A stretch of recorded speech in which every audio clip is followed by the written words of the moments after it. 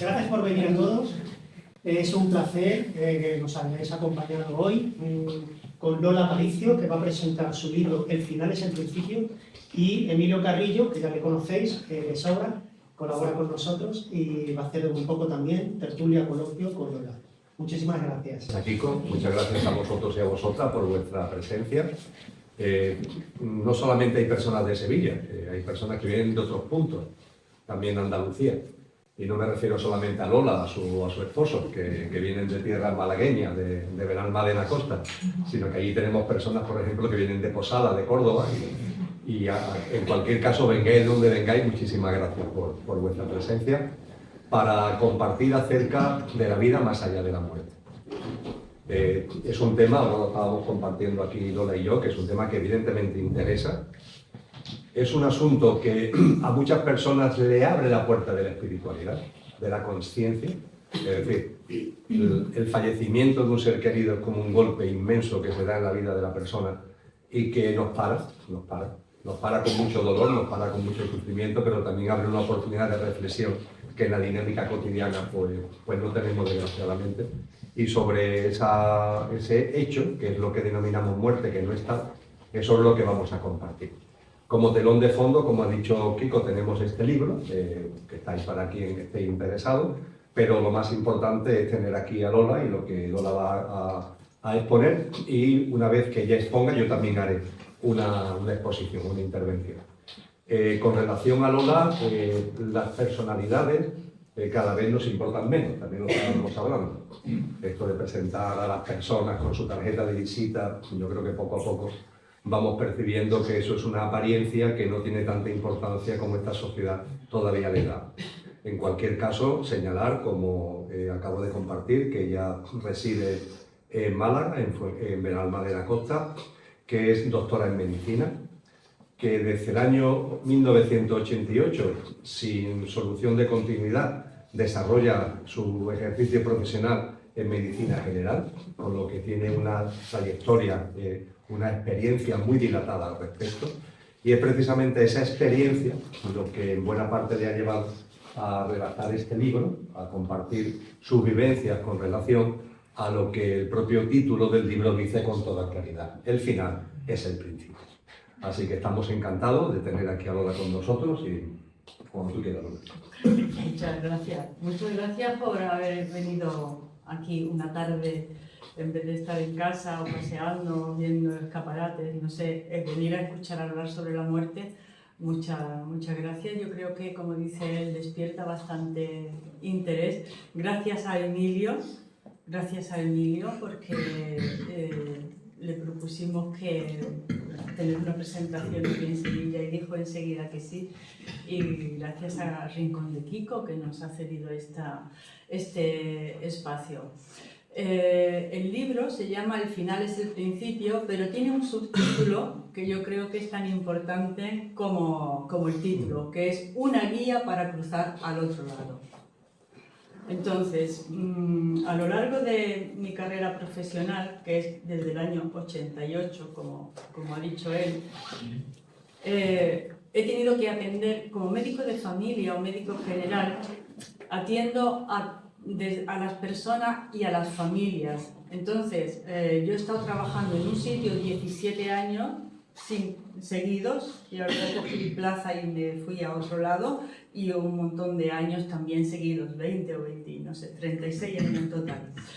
El caso es que cuando tú llegas a un sitio empiezas a conocer a la gente y conoces al hermano y conoces al tío y al abuelo y se van haciendo grandes y te presentan ya a los niños cuando las chicas se quedan embarazadas. Quiero decir que los acompaño y ellos me acompañan a mí a lo largo de la vida, ¿no? Del trayecto vital. Entonces veo cuando están sanos, cómo enferman, cómo tienen un diagnóstico a lo mejor un poco grave, desagradable, cómo llevan todo eso y cómo van cruzando las personas al otro lado. Entonces, lo primero que me fijé, y es lo primero que tenemos contacto los médicos, es que hay una vertiente física de irse.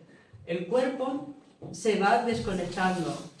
Somos cuerpos, tenemos un cuerpo físico, tenemos un cuerpo emocional, Eso lo he ido aprendiendo con los años, con la experiencia, ¿no?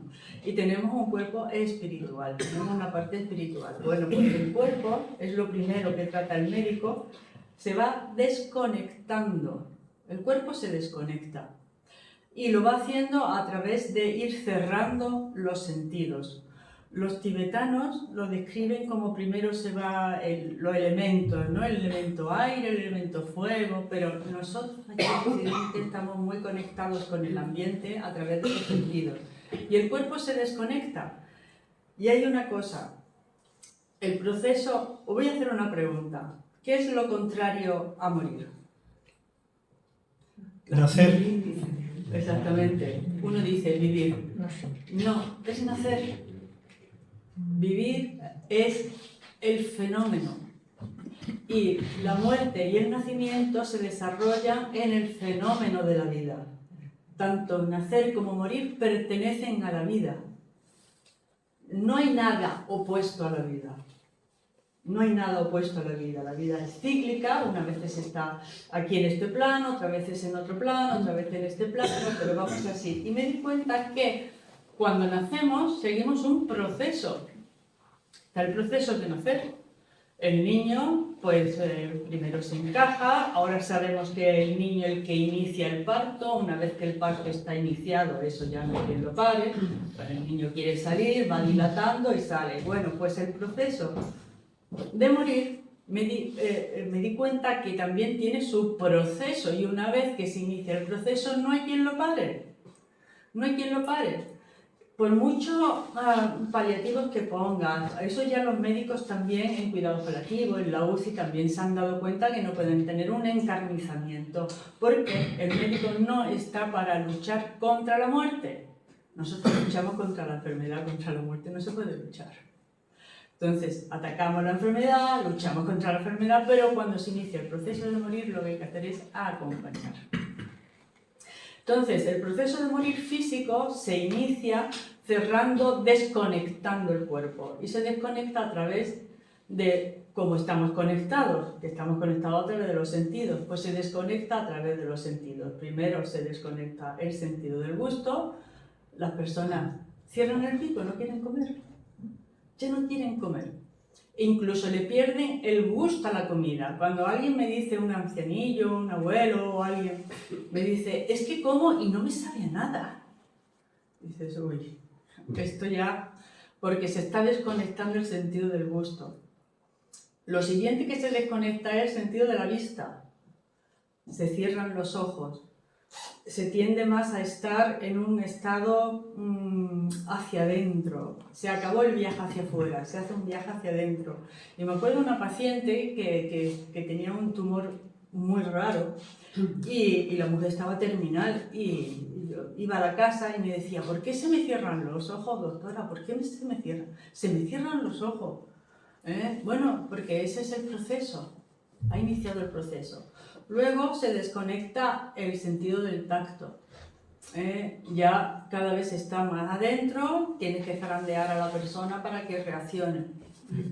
Y por último, se desconecta el sentido del oído. Es el último que se desconecta, de manera que se le puede estar hablando a una persona hasta el último momento porque está escuchando, haciendo un viaje interior muy interesante, pero está escuchando. ¿Por qué lo sabemos? Porque hay momentos en donde esa persona se ha despertado inesperadamente, como hay muchos casos que tienen como esa lucidez terminal, ¿no? Están terminales, están ahí y de repente una amiga me contaba el otro día que estaban esperando que la abuela se muriera, llevaba ya desconectada en los sentidos mucho tiempo, varios días, y de repente abrió los ojos, los miró a todos y se despidió así, o sea, se despidió con la mano y se marchó. O sea que ella sabía que estaban allí, o algunas veces hacen algún tipo de comentario que sabemos que han estado escuchándolo. Ojo con lo que se hable delante de las personas que uno cree que están en coma y el oído lo tienen conectado.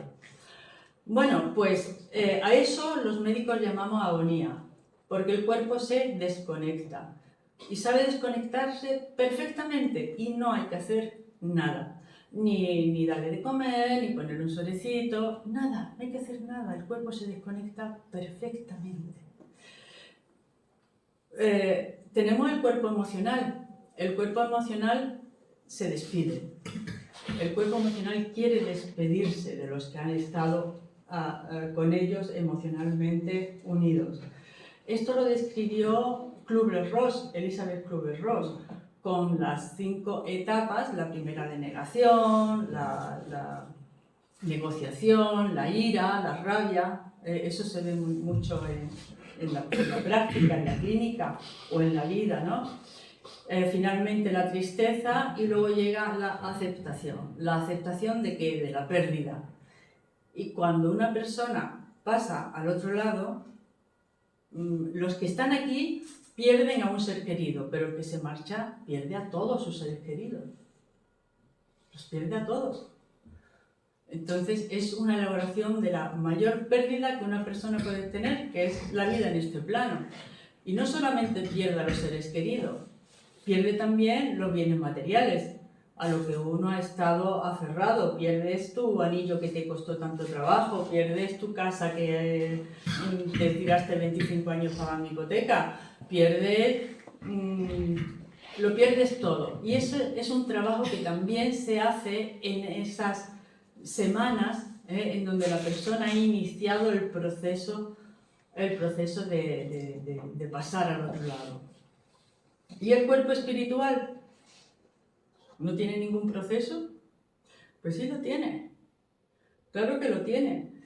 Y también me di cuenta, al cabo de los años y de recoger un caso, de recoger otro, que es un proceso que pasar al otro lado espiritualmente no es un caos, sino que hay una organización, hay un orden, hay un proceso con unas fases y unas etapas.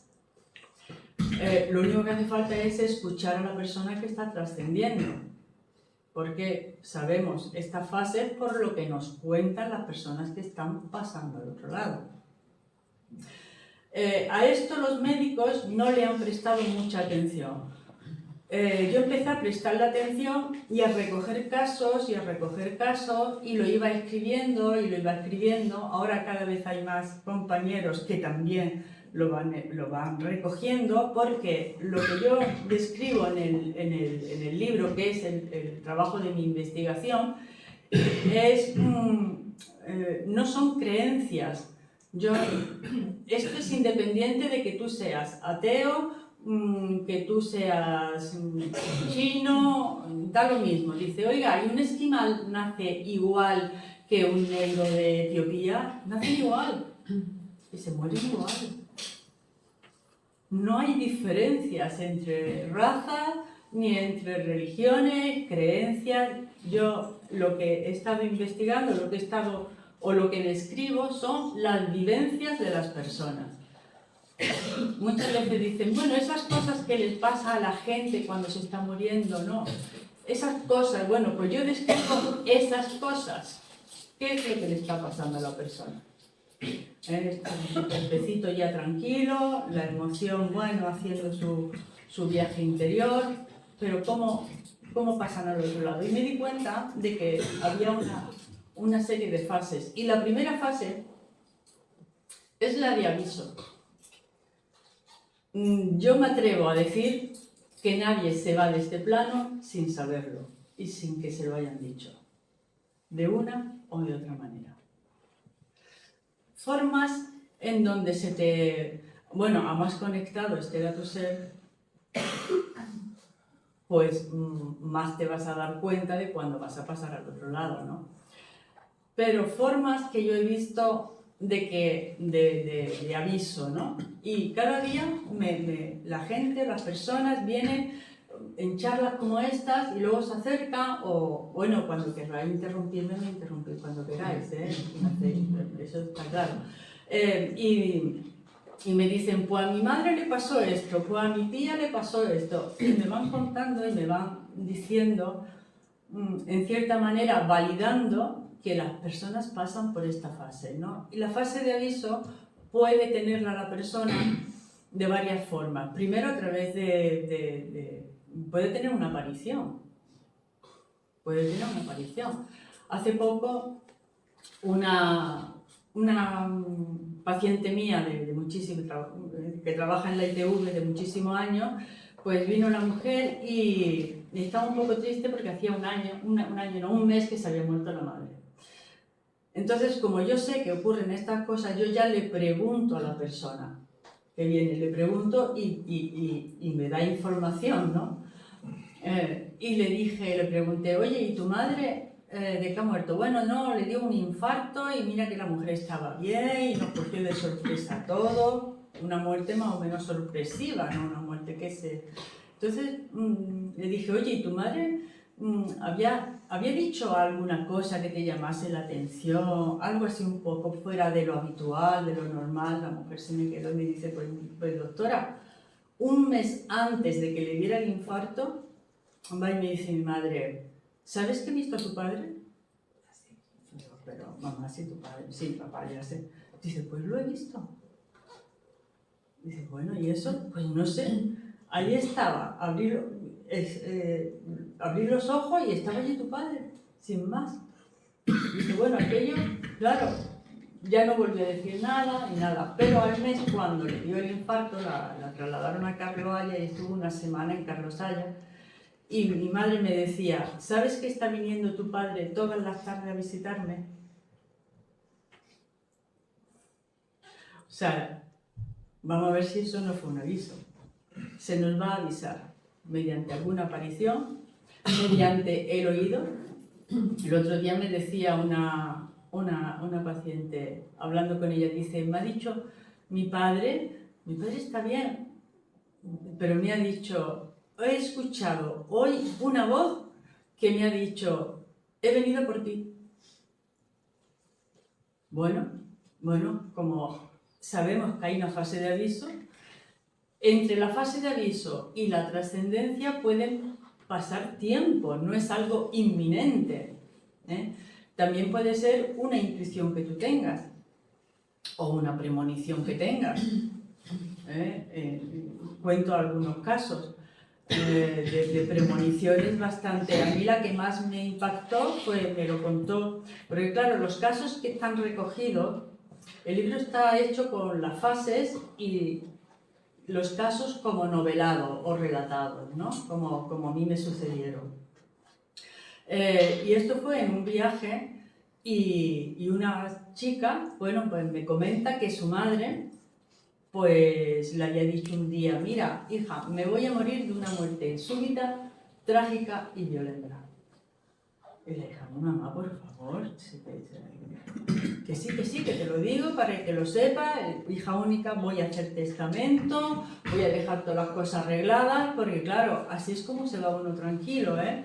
O sea, que se va uno dejando las cosas, para eso también está la fase de aviso, voy a dejarlo todo arreglado, tal, que a las 2 semanas viene la madre y le dice, hija, aquí tiene el testamento, el notario, no sé qué, en fin, las cosas burocráticas, porque ya te he dicho que me voy a morir de una forma súbita, trágica y violenta. Y ya la hija se enfadó. Dice, mamá, mira, te estás sugestionando, se te ha metido una cosa en la cabeza, vas a salir de la ducha y tú sola te vas a caer, porque te estás sugestionándote y vas a tener un accidente. Y al final te lo estás buscando, total, que tuvieron ahí una trifulca. El caso es que, no sé si os acordáis, de un tren de alta velocidad que iba hacia el Ferrol, me parece, que exactamente, yo creo que esa imagen la hemos visto todos, ¿no? Como el tren descarrilaba, cogía la curva, a mucha velocidad descarrilaba. Hubo 80 fallecidos, uno de ellos la madre de esta chica. Efectivamente, tuvo una muerte súbita, violenta y trágica, sin haberla provocado ella bajo ningún tipo de sugestión. Entonces la hija estaba bastante cabreada porque decía que para qué su madre había tenido esa premonición si al final no había podido hacer nada. Y yo le dije, ¿cómo que no ha podido hacer nada? ¿Ha podido preparar su marcha? Es que cuando uno se va a ir al otro lado, no hay nada que lo pare. No hay nada que lo pare. Pero si se te avisa, tú puedes dejar tus cosas hechas. Porque algunas veces me han preguntado, ¿y cómo es la mejor manera de marcharse? ¿Cuál es la mejor forma de morir? Pues la mejor forma de morir es haciéndolo conscientemente, estando consciente y sin ningún aferramiento ni apego a este mundo. O el mínimo posible, habiéndolo dejado todo, dado todo, despedido de la gente, porque a menos anhelos, deseos y apegos tengas, te vas a poder, apegos tanto positivos como negativos, que hay gente que, pues no sé, tiene una trifulca con el vecino o con un hermano y eso también le está pegando, apegos. Con los mínimos apegos es la mejor manera de pasar al otro lado porque te vas en paz. Bueno, pues ya hemos tenido esa fase de aviso. De todas formas, los que vivimos, estamos así un poco en contacto con las personas que están terminales o que, pues, los directores de la residencia o la gente que trabaja en la residencia, los que trabajan en paliativo, 2 días antes la persona ya sabe que se va a marchar. Bueno, o sea que eso lo vamos a saber todos, ¿no? Después de esa fase de aviso, pues vamos a tener lo que yo he llamado la fase de la llamada. De alguna manera, te van, o bien la persona llama a alguien que está en el otro lado, que yo lo llamo la llamada pasiva, porque te están llamando, están llamando. ¿Y cómo lo llaman? Eso lo que trabajan en hospitales lo saben, o en paliativos lo saben muy bien. La persona empieza a decir el nombre de algún ser fallecido. O empieza a decir o mamá, o papá, o Antonio, muchas veces el cónyuge, algunas veces la madrina o el padrino, que la familia dice, pero si está llamando, y ahora está llamando a... Nunca sabemos ¿a quién vamos a llamar para que venga por nosotros? No lo sabemos. Pero empiezan a llamar o empiezan a preguntar a la familia, gente que está bien lúcida, estoy hablando de personas que están lúcidas, y le pregunta a la familia, oye, ¿tú sabes cuándo va a venir mi madre? Y dice, ay papá, por favor, si tu madre ya hace... Ya, pero es que me dijo que iba a venir y como todavía no ha llegado, empiezan a preguntar por ellos, se extrañan de que todavía no hayan venido. Hay un momento en donde ya pueden decir, ya está ahí mi madre, o ya está ahí. Pero empiezan a llamarlos, a preguntar por ellos. Y otras veces son los del otro lado los que empiezan a llamar a la persona. Ahí, uno de los primeros casos que tuve, que fue el que yo dije, aquí hay algo. Pero claro, te van contando uno, los pacientes, los testigos, y en el momento en que tú empiezas a prestarle oído, empiezan a contarte casos.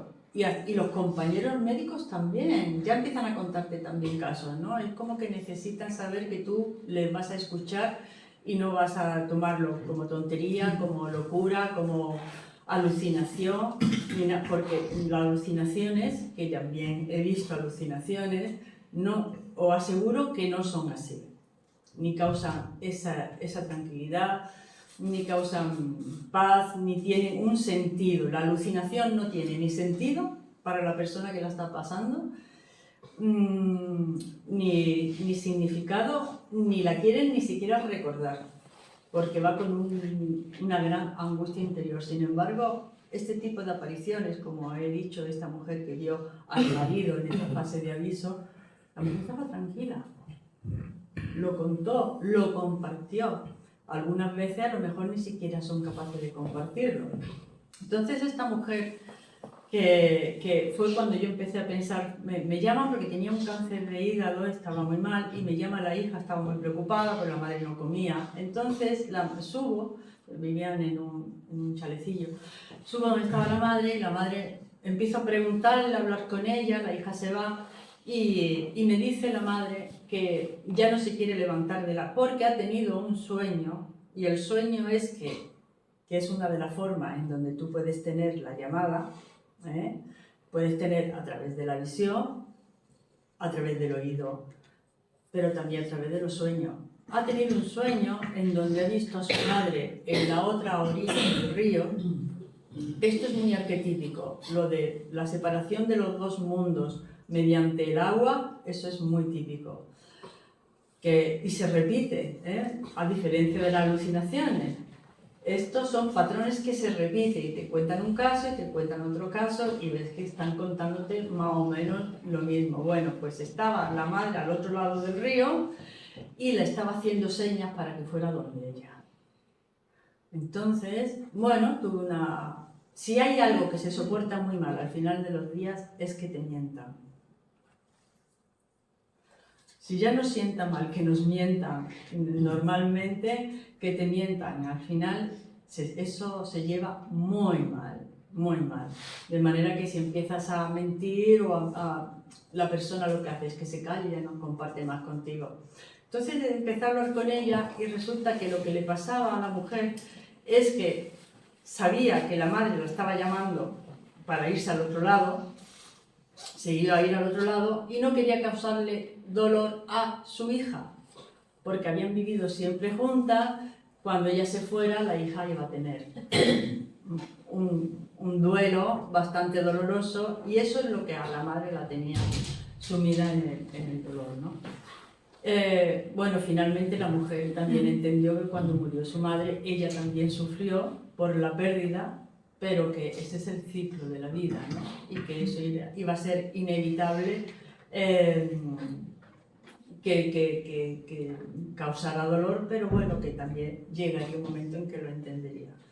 Bueno, una vez que la fase de la llamada también, si es una llamada activa como esta, que son los del otro lado los que empiezan a llamarte, el proceso del tránsito ya está muy cercano, O sea, ya no son meses, ya empieza a ser, en fin, más cerca. Una vez que pasa en la llamada, empieza la fase que yo he llamado de las visitas, que es lo que todo el mundo más o menos conoce en estos fenómenos. Empiezan a ver a familiares fallecidos. Una vez que empiezan a ver a gente del otro lado, mi teoría es que los velos que separan los dos mundos se están abriendo y pasan a una zona que ni es el más allá o es el cielo, ni es este plano. Es un plano que yo llamo el plano del tránsito, ¿no? Es lo que los tibetanos llaman el bardo todolo, el bardo, una zona intermedia entre un plano y otro plano, ¿no? Mi teoría, lo que yo creo, que es al mismo sitio donde van las personas que han tenido una experiencia cercana a la muerte. Lo que pasa es que en vez de ir dilatando poco a poco y entrando en ese plano, entrando y saliendo, que es lo que hacen las personas que están trascendiendo, entran, salen, ven a la visita, dejan de verla, al otro día la ven, en vez de 5 minutos la ven un poco más, se van alargando, o sea, van entrando y saliendo de ese plano. Cuando se tiene una muerte clínica y una experiencia cercana a la muerte, a ese plano se entra de lleno, se entra de manera súbita, se entra allí. ¿Y por qué lo digo? Pues porque las personas que ven los que están en tránsito son las mismas que ven los que tienen una experiencia cercana a la muerte. Pues ¿a quiénes ven? Pues a los padres, ven a los padres, pero en un 25%, no en global, sí, no tanto como uno se imagina, pero vaya, normalmente ven o sienten la presencia de los padres, aquí está mi padre, aquí está mi madre, ven luego a otros familiares como hermanos, como hijos que han trascendido, por ejemplo, también los ven. Muchas veces la persona que está en tránsito no decide a quién ver, es que se les presenta, o sea, es que van hacia ellos, ¿no? Cónyuges también, no tanto como la gente se imagina, pero también los ven. y en un porcentaje bastante considerable, más de lo que nos imaginamos, ven a seres espirituales, ven a hombres o mujeres vestidos de blanco, que lo identifican como ángeles, pero se extrañan porque los que ellos ven no tienen alas, pero le llaman ángeles. Otros le dicen son guías, otros son seres de luz. Hay un paciente que me dice que está viendo a dos hombres vestidos de blanco a los pies de la cama y le están diciendo, es tu hora. Están avisando, es tu hora, pero ya lo está viendo. O sea, ya no es una fase de aviso, ya es que le están proporcionando... Porque claro, ¿todo esto para qué ocurre? ¿Esto tiene algún sentido? Pues para la persona que está viviendo estos fenómenos tiene un sentido. Al contrario de una alucinación que no tiene ninguno. Tiene un sentido. Estas cosas ocurren primero porque tranquilizan mucho a la persona que lo está viendo, ¿no? Te da mucha tranquilidad el saber que está ahí tu padre, tu madre, un hermano, alguien, algún ser querido que te va a ayudar a hacer el tránsito. Esa es otra de las funciones que tienen estos fenómenos. Ayudan a hacer el tránsito.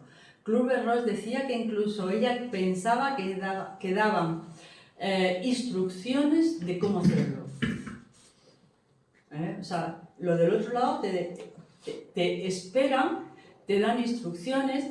Muchas veces ves a la gente hablar, interaccionar con la visita, están hablando, gesticulan, como yo, ¿no? Que gesticulo, están hablando, esperan, como recibiendo la respuesta, y luego dan una contestación, pero todo con total coherencia. Ves que es una conversación que tiene total coherencia, a diferencia de lo que son las alucinaciones. Es que no se puede decir que esto es una alucinación, ya no lo digo yo, ya lo dicen muchos otros profesionales de la medicina. Te informan de que ha llegado tu hora, te dan esa tranquilidad, te dan instrucciones de cómo pasar al otro lado. Y yo creo que hay un destinatario principal que es la persona que está en tránsito. Pero los familiares que están escuchando a su ser querido, que está siendo acompañado, también se sienten relajados, también tienen tranquilidad, también le dan paz el saber que su madre o su padre se está yendo acompañado de alguien que ya está en el otro lado y que no se va a ir solo, que lo están esperando en el otro lado. Ayuda mucho en el duelo el saber que tu ser querido se está yendo acompañado de otra persona, de otro ser, ¿no? Que están allí ayudándolo, ¿no? Que no se van solos, nadie se va solo. O sea que estaba diciendo que son los seres de luz, pero luego también hay mucha gente que refiere que ve a niños. No sé por qué, pero ve a niños. Hay niños en la habitación. Ven a un niño, no sé. Y me encontré con un caso que es una compañera dermatóloga que hablando sobre esto me dice, pues mi padre cuando estaba falleciendo veía monjes. Dijo, ¿veía monjes tu padre? Dice, sí, decía, mira, aquí hay muchos monjes. Está la habitación llena de monjes. Y le digo, ¿y de qué color iban? ¿El hábito, de qué hábito era? Dice, ay, no le pregunta a mi padre nada. Y es verdad, o sea, que tu padre está allí, el pobre hombre, pues agonizando, no le pregunta a papá, ¿y de qué color van los monjes? Pues no, claro, no le pregunta. El caso es que, bueno, me contó aquello, y ella tiene una prima, y se lo comenté yo otro día a la prima, digo, ¿sabes qué? Fulanita, su padre veía monje, y me dice, pues no me extraña que viera monje. Digo, ¿y eso? Dice, ¿tú sabes que el padre de esta chica era dermatólogo y fue el dermatólogo que fundó la última leprosería en España? Dice, no me extraña que al final viera monjes. O sea que incluso ese tipo de visiones tiene su sentido, tiene su significado para el que lo está teniendo. Y ahí esto ya nos está diciendo de que, aunque esto, la ciencia, tal como la comprendemos ahora o la entendemos ahora, la ciencia ortodoxa, no tenga una respuesta para este tipo de fenómenos, nuestra intuición y nuestra comprensión nos dice que eso tiene un motivo. Nuestra razón lógica nos dice que esto tiene un sentido. Bien. ¿A quién más ven? Pues algunas veces ven una luz. Algunas veces ven una luz y gente detrás de la luz. Esto también me lo han comentado. Bueno, pues una vez que hemos pasado este periodo de las visitas, bueno, hay que decir una cosa. ¿Dónde se sitúan? Porque es que también se sitúan en determinados sitios en el dormitorio. Suelen aparecer a los pies de la cama. Es lo más frecuente, los pies de la cama. También pueden aparecer al lado de la cama. Y algunas veces se sitúan en la puerta. La pediatra de mi centro de salud me comenta un día y me dice: mira, mi padre está muy enfermo, nos lo hemos traído a mi casa, mis hermanas que viven en Sevilla han venido porque estamos esperando el desenlace, y una hermana mía pues dice que está viendo una sombra blanca que va desde la cocina hasta el salón. Y yo le dije: pues mira, me han contado casos de esa sombra que va desde algún sitio por el pasillo, porque los pasillos también representan mucho las áreas de tránsito, ¿no? Un pasillo, y ahí también es un sitio donde puede haber apariciones, visiones, y me han contado casos de sombras que van por el pasillo, pero entran a la habitación del paciente, pero al salón. Y me dice: Lola, es que mi padre está en el salón. Digo: ¿y eso? Dice: porque no lo hemos traído del hospital, con una cama articulada, con una bomba de oxígeno, no podíamos meter la camilla por las escaleras para las habitaciones y lo hemos dejado allí en el salón. Digo: mira, pues eso tiene un sentido, eso tiene un sentido. El caso es que la hermana tenía la sensación de que esa sombra blanca era su madre. Entonces, bueno, al final tuvo un tránsito este hombre, en vez de desde el miedo, pues estuvo acompañado con el resto de la familia, bueno, porque es que hemos perdido en cierta manera las nociones espirituales de cómo pasar al otro lado. Aquí lo más espiritual que hacemos es ir al funeral, si se va, pero hemos perdido ese acompañamiento espiritual con las personas. Lo hemos perdido porque se ha quedado en manos de la ciencia, en manos de los médicos. La muerte se ha quedado ahora en manos de los médicos, la gente se muere en el hospital. Entonces, y el médico, dejando el cuerpo tranquilo, sin dolor, que ya es muchísimo, ya no quiere saber nada más, porque no nos han enseñado tampoco a hacer ese acompañamiento espiritual, ¿no? Y una vez pasado esta fase, luego llega otra, que son lo que yo he llamado la fase de las despedidas. Las personas en los alrededores o en los aledaños de la muerte adquieren habilidades psíquicas. La habilidad psíquica primordial que adquieren es la de la mediumnidad. Están viendo a gente que ya ha fallecido. Ya hemos dicho a quienes ven, ¿no? Pero también adquieren, cuando están trascendiendo, la bilocación. Bilocación es poder estar en dos sitios a la vez. ¿Por qué? Pues porque pueden estar en la cama del hospital y a la vez estar despidiéndose de un nieto, de un hijo que está a kilómetros de distancia, de alguien con el que ellos están unidos.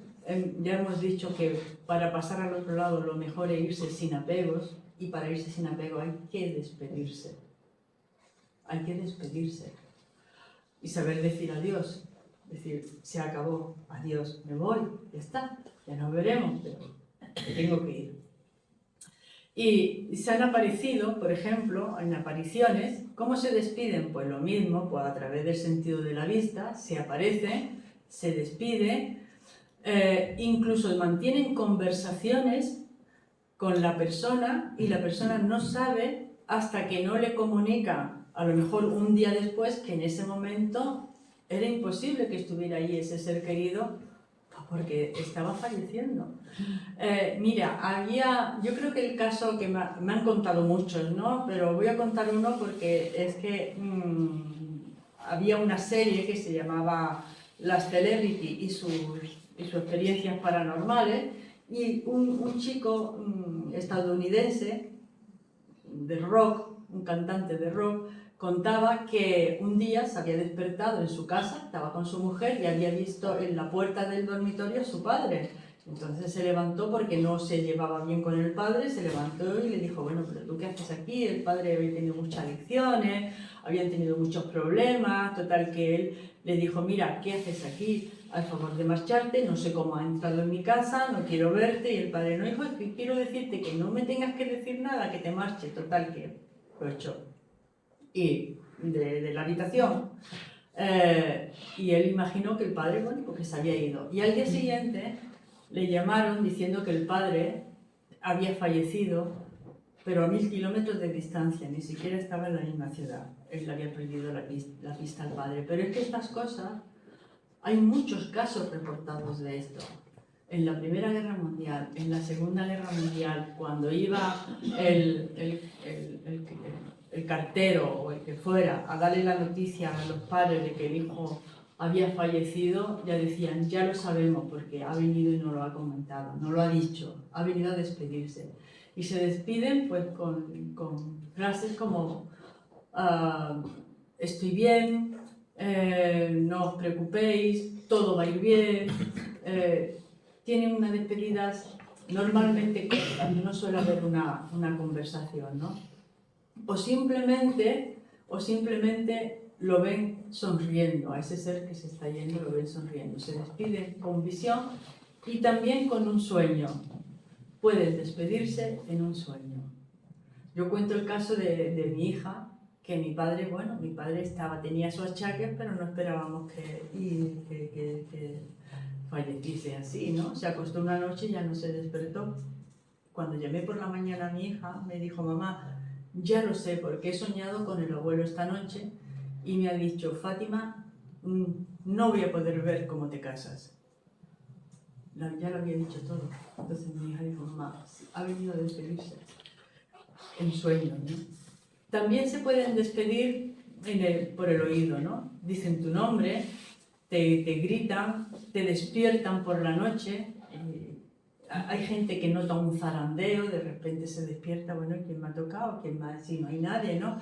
Por la mañana pues le comunican que ha fallecido su madre, su padre, un tío, un hermano. Y mediante el olor también, el olfato, ¿no? Me decía una paciente que tenía el hermano en Carlos Haya, ingresado, había ido a la casa a hacerse de comer y estando en la cocina sintió la esencia de mi hermano. Ella dice, no era a colonia, era su esencia. Yo olí su esencia, yo entiendo lo que quiere decir, porque cada uno tenemos un olor particular. A la media hora la llaman de Carvalho diciendo que el hermano ha fallecido y ella estaba convencida de que su hermano había estado despidiéndose de ella. Y esto en cuanto a las despedidas, ¿no? El caso es que todo esto nos dice que hay una trascendencia, que el espíritu, la conciencia trasciende después de esta vida. Yo lo tengo claro que sí. Ahora hay muchas investigaciones que hablan y que tratan sobre la conciencia, hay muchos científicos, premios Nobel incluso, ¿no? Investigando lo que es la conciencia. Y las conclusiones a las que están llegando es que la conciencia pervive al cuerpo físico, la conciencia usa un cuerpo físico. Incluso hay ya muchos autores que dicen que la conciencia ni siquiera está en el cerebro, la conciencia está fuera del cerebro, usa el cerebro como un receptor, un receptor para tener una experiencia humana, pero que ni siquiera está en el... lo cual, si lo pensamos bien, que el cerebro, que es un órgano físico, esté generando o creando mediante su electricidad pensamientos, creaciones, inspiraciones, en fin, no podrá crear sustancias químicas, pero lo que es un pensamiento, una creatividad, una inspiración, parece que la conciencia pues no está local. Y por último, una de las experiencias más sorprendentes es cuando el paciente que se está yendo y el testigo están viendo lo mismo. Dice, bueno, es que el que se va, porque la muerte abre un portal. Hoy en día los hospitales y las UCI son portales interdimensionales, aquello y un trasiego para arriba y para abajo, ¿no? ¿Qué pasa con los casos? Tú dices, no, es que el cerebro enfermo está viendo un patrón determinado, siempre sigue ese patrón. Pero, ¿y cuando la persona que está trascendiendo y el testigo están viendo lo mismo? Esas cosas pasan. Y el testigo no está enfermo y lo está viendo también. Se llaman experiencias compartidas. No es lo más frecuente, pero os aseguro que a quien le pasa le deja marcado absolutamente. Algunas veces los casos que tengo son de si están viendo a alguien, pues a un ser fallecido o a alguien, el testigo de repente entra a la habitación y está viendo a su madre hablando con esa persona y dice, oye, ¿estás hablando? Y la madre dice, ah, ¿tú también lo ves? Pues sí. O sea que pueden ver, o también, que eso sí me lo han contado, pacientes, personas normales, que de repente pues, se encuentran con esto, y compañeros médicos, compañeros de la urgencia, que han ido a atender algún, y esto ya están saliendo, hoy me ha llamado una compañera, porque yo animo a la profesión médica a contar lo que hay. Si es que no estoy diciendo nada más que lo que hay, esto es lo que hay. Y me contaba una compañera médico que trabaja en las urgencias, que llegó a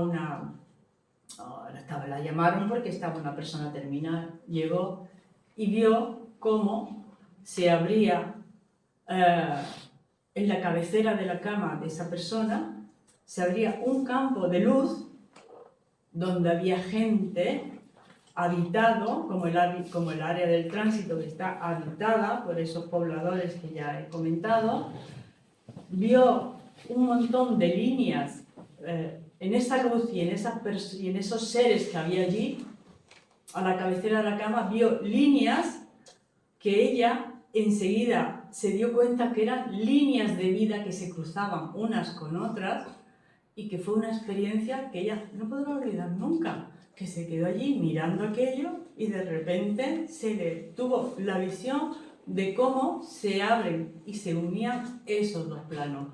No es el primer médico que me lo cuenta. No es el primer médico que me cuenta que ha podido tener acceso en ese momento tan sagrado, tan único, tan místico, tan mágico como es trascender al otro lado, han vislumbrado, sin estar ni falleciendo, ni un cerebro enfermo, ni alucinando, un atisbo de lo que hay en el más allá. Bueno, si ahora alguien quiere hacer alguna pregunta o empezamos el coloquio. Pues perfectamente. Fijaros. Yo tenía una preguntilla que me ha quedado. Cuando habla usted del tema de la desconexión del cuerpo, primero sería lo que es el gusto. El gusto. El gusto. En segundo lugar ha comenzado la vista. En tercer lugar el tacto. En cuarto lugar, ha comentado que era ya la audición, y el olfato. Bueno, el olfato es que está muy relacionado con el gusto. Con el gusto, o sea, que La verdad. que lo ha... Sí, esos dos sentidos están muy... Sí, muy... que lo ha metido en el gusto el tema del olfato. Aquí me ha quedado esa pequeña duda. Claro. Y otra preguntilla si puede ser, Pero todas las que queráis, por favor. Comenta, siempre ha comentado la visita, la despedida, bueno, y después... Y después, esa persona que fallece o que ha trascendido, como menciona usted, trascendido, sí. esa persona se convierte, después, ¿qué pasa después? Bueno, mira, lo que pasa después, yo te puedo dar mi opinión. Lo que yo he hecho en la investigación es describir lo que me han contado, las vivencias de las personas. Eso es lo que vive la persona. Me lo han contado la persona o los testigos. Lo que pasa al otro lado, eso ya corresponde como un poco más a lo que es la mística. Sabemos algo de lo que pasa en el otro lado porque te hablo del ámbito científico, porque llevan a la gente o a las personas a una regresión y te cuentan qué es justo lo que hay en el otro lado. Lo que se nos ha dicho y lo que a mí me parece más lógico es que todo lo que no hayas trabajado en cuanto a apegos, tanto de fobias como de filias, que me gusta como que odio, ¿no? Y el mundo de los deseos, el mundo emocional, si no lo dejas trabajado aquí, tienes un plano intermedio en el otro lado para ir pudiendo desprenderse de eso.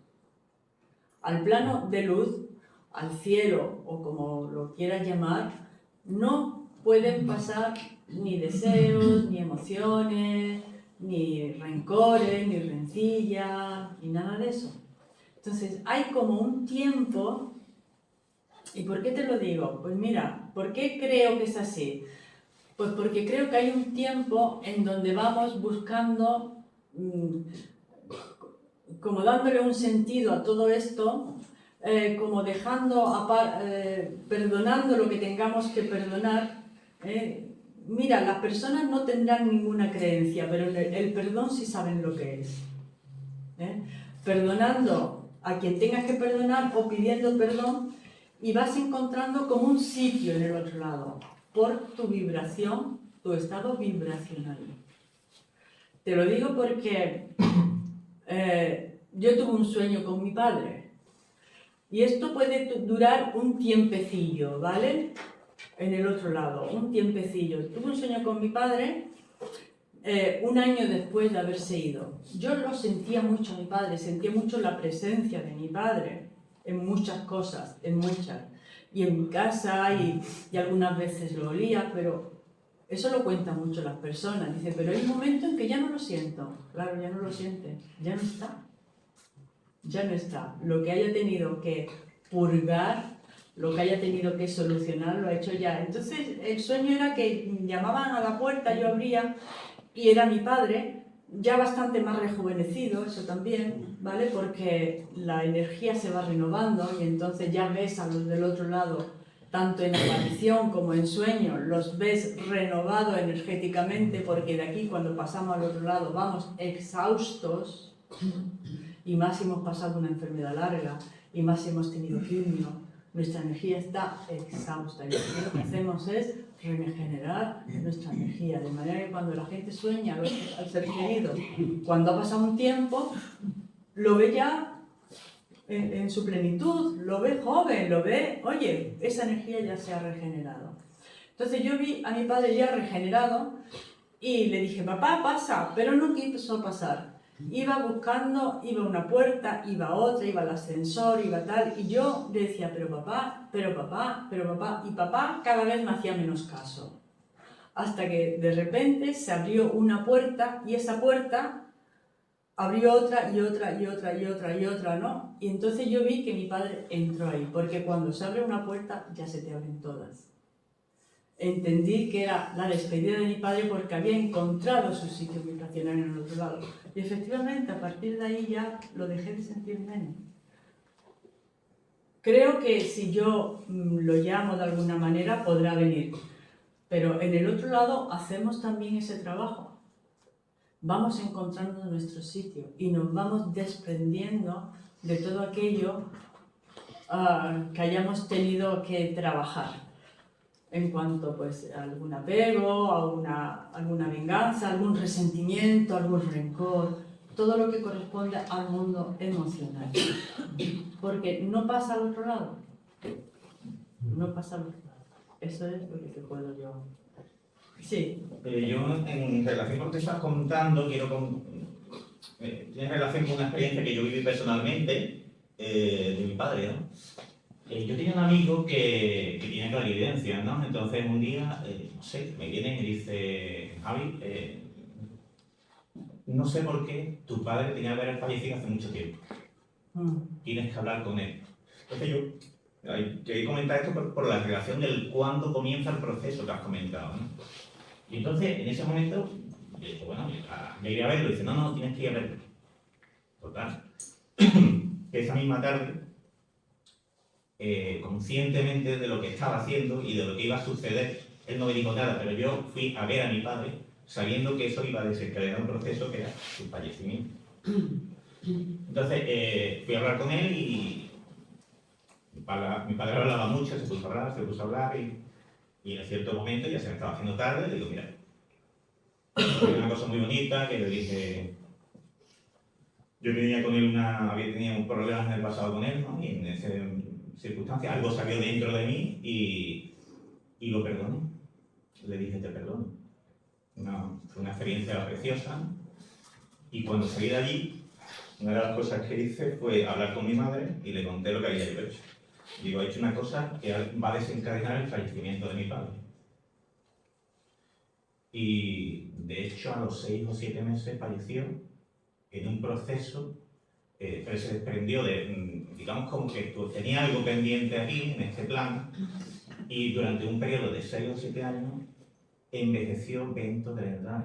O sea, mi interpretación es que los últimos años de su vida había permanecido aquí porque había algo pendiente. Tenía algo pendiente. No sé en qué plano, en el plano espiritual, en el plano emocional, que comentan, ¿no? Pero entonces, yo por ejemplo, la relación en este caso, desde este momento que tengo con la muerte, es una relación diferente a la que tiene todo el mundo, porque yo viví ese proceso de la pérdida de uno de los seres más importantes de mi vida, ¿no? De mi padre, pero lo vi en un proceso emocionante, en el buen sentido de la palabra. En el buen sentido. Hombre, muy bonita, muy gracias por compartir, una experiencia preciosa, la verdad. Muy bella. Eloísa. Sí, yo quería daros las gracias una vez más, que estoy feliz de tener a dos maestros para mí tan importantes, ¿no? Tengo una pregunta, Lola. Bueno, y también Emilio, por supuesto. Yo empecé a formarme con Miquel Lizarral a raíz de muchas experiencias y todo esto, pero siempre quería saber más, ¿no? Y gracias al máster de la Fundación Iclovis, pues esas puertas, ¿no? Sobre todo conectado con lo que es la ciencia, ¿no? Con lo de ciencia, conciencia y compromiso, ¿no? Como dicen ellos. Y conocí entonces la obra El legado de Jacobo Grinberg. Para mí es un descubrimiento, porque yo cuando estudiaba todo esto, incluso la mediunidad, decía, vale, muy bonito, pero es como el fenómeno. Digo, yo quiero saber qué hay detrás. Entonces quería saber si, una cosa compleja, evidentemente no espero que pongáis aquí nada, si conocéis el legado de Grinberg, todo lo que es la teoría sintética, y si lo veis como una respuesta científica a todo esto, bueno, desde la percepción y lo que es la experiencia humana, y por supuesto tras el tránsito. Sí. Es sintergética, ¿no? Sintergética es lo que hace el doctor Carvajal en Madrid de Hermanos para Sanar. Eso es genial también. Ahí también me estoy formando. No, la teoría sintética es cuando Grinberg dice que lo de la matriz, ¿no? La matriz, ¿no? Sí, sí. Ya. Y entonces, bueno, si no es muy interesante, si os interesa, bueno, al resto de aquí de Te digo una cosa, Eloísa. No sé mucho de esto. Lo de la latiz ni la matriz, yo sé que es como los campos morfogenéticos o algo así, pero no he profundizado. Sé quién es Jacobo Grinberg, desapareció así misteriosamente, pero yo no sé si tú sabes algo más profundo de Emilio. Yo no sé muchas más cosas de... Yo, mi conocimiento no es que sepa cosas profundas de él. Sí es cierto que conozco su figura, que he leído aportaciones suyas. Y en la lectura que yo he realizado de la obra, lo que se me ha venido, o lo que se me vino en su momento, ¿no? Estoy hablando en presente, pero hace ya un tiempo. Lo que a mí se me vino tiene que ver con el conocimiento de causa. Primero, de que hay un orden. Primero. Para mí esto es fundamental, ¿no? Porque detrás de lo que ha estado compartiendo Lola, detrás de lo que comparte Jacobo, detrás de lo que han compartido tantas personas a lo largo de la historia, lo que se nos pone de manifiesto es que hay un orden, que no vivimos en un desorden. Este mundo, es decir, esta sociedad en la que estamos, sí, es un gran desorden. Pero bueno, este es el modelo de sociedad que hemos creado nosotros. No lo ha creado el universo, entre comillas, ¿no? Lo hemos creado nosotros. Y además es un modelo de sociedad que ha surgido y cuando sea, desaparecerá sin ningún tipo de duda. Lo que Jesús habla de que esto es una generación humana que tiene unas características y esta generación, igual que ha surgido y se ha plasmado, desaparecerá. Y él de hecho nos habla de los últimos tiempos del final de esta generación humana para que surja el nuevo. Es decir, cuando hablamos de que hay un orden, claro, no nos podemos fijar en nuestras estructuras socioeconómicas, en nuestras estructuras políticas, no. Estamos hablando de la vida, de la existencia, de todo lo que nos rodea y todo lo que nosotros de verdad estamos integrados y pertenecemos. Hay un orden. Hay un orden con unos principios, con unas leyes. Recordar que desde el punto de vista de la sabiduría antigua, al universo no se le llama universo, se le llama cosmos. Y cosmos significa orden.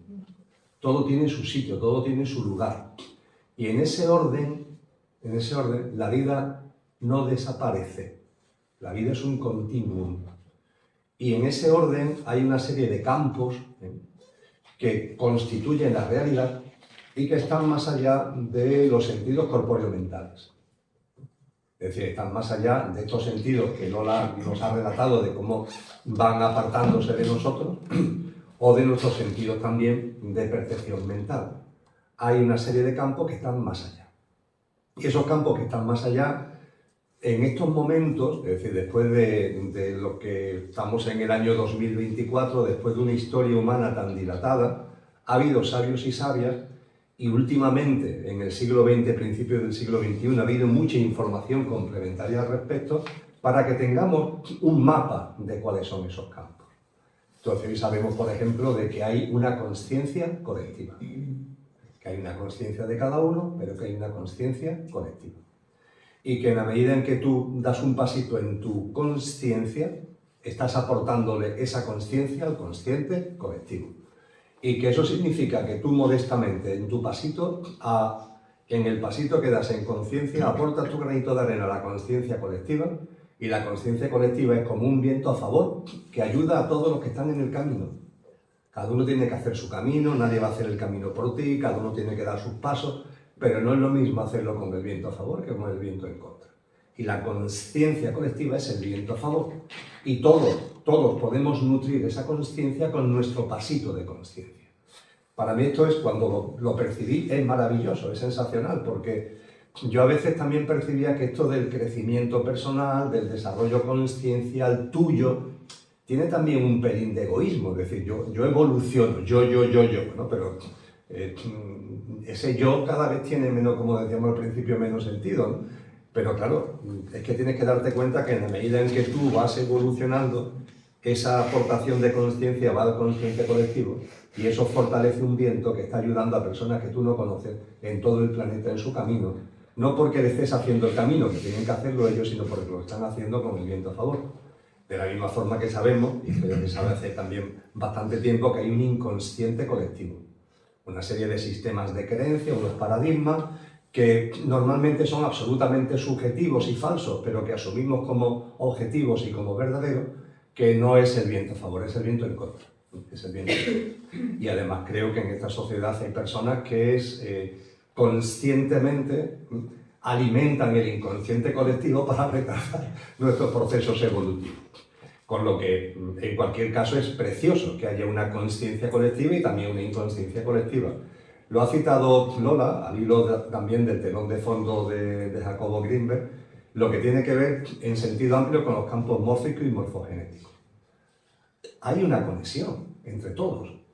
Esto está muy estudiado desde el punto de vista de fenómenos en la naturaleza y de otras especies, pero lo pone muy bien en evidencia. Es decir, hay un estudio precioso que pone en evidencia cómo, donde por primera vez se ponen alambradas de espino por los campos, es en Norteamérica. Y cómo los caballos en Norteamérica hubo multitud de accidentes, claro, porque los caballos no identifican esas alambradas de espino, no saben lo que son, no saben si son plantas, y muchísimos caballos había que sacrificarlos porque se enredaban con esas alambradas de espinos.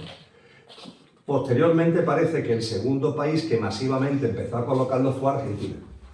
Y hubo muchos menos accidentes que en Norteamérica. Es como si los caballos argentinos no es que sean más listos, es que tenían como una información de que ante una cosa como esto lo que hay que hacer es saltar. Y cuando las alambradas de espinos se empezaron a colocar en Europa no hubo ningún tipo de accidente de caballos. Es decir, los caballos tenían ya adquirida la enseñanza y el aprendizaje de que eso hay que saltarlo. Esto es un ejemplo que puede parecer tonto, pero es importante, de lo que son los campos mórficos. Desde el punto de vista de la aplicación de esos campos mórficos y morfogenéticos al tema que estamos aquí tratando, cuando leía a Grinberg, había pasajes en la lectura que a mí me venía, no es una experiencia personal, pero sí es la experiencia que han compartido conmigo distintas personas.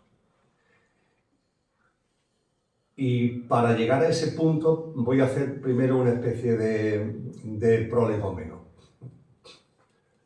Cuando se habla de la vida más allá de la muerte, Lola ha sido muy clara desde el principio. Ella está haciendo una aportación desde el punto de vista de su experiencia profesional. Una experiencia profesional que se basa en sus experiencias aquí. Aunque es cierto que nos ha estado compartiendo una serie de experiencias de aquí que nos están diciendo que hay otra cosa allí, con toda claridad, que hay otra cosa allí. Pero en cualquier caso, cuando se habla de que hay una vida más allá de la muerte, cuando se habla de que la vida es un continuum, yo esto es un tema que me lo he encontrado muchas veces, y usted que habla de estas cosas, ¿con qué credibilidad habla? Es decir, ¿cuáles son sus fuentes, entre comillas? Y bueno, yo he sido durante más de 3 décadas profesor de universidad, sé que tú a la hora de plantear un tema tienes que tener unas fuentes a las que acudir, que no es algo que a ti se te haya ocurrido aquí de pronto en una siesta, ¿no? Sino que hay algo más potente, ¿no? Pues bien, desde el punto de vista, y ahora iremos al tema de los campos mórficos aplicado al tema, lo dejo para, ahora veréis cuando aparezca. ¿Dónde podemos decir que hay fuentes para asegurar que la vida es un continuum y que hay vida más allá de la muerte? Primer asunto al que hace esa pregunta. ¿Y tú me puedes de alguna forma asegurar que no la hay? Eso es lo primero. Porque a veces se pide a los que decimos que hay vida más allá de la muerte que demostremos que hay vida más allá de la muerte. Bien, también esto se le debería pedir a los que dicen que no hay vida después de la muerte, ¿no? Pues para estar en igualdad, digo yo. Pero en cualquier caso, se puede asumir perfectamente el reto de expresar fuentes que te acreditan que hay vida después de la muerte.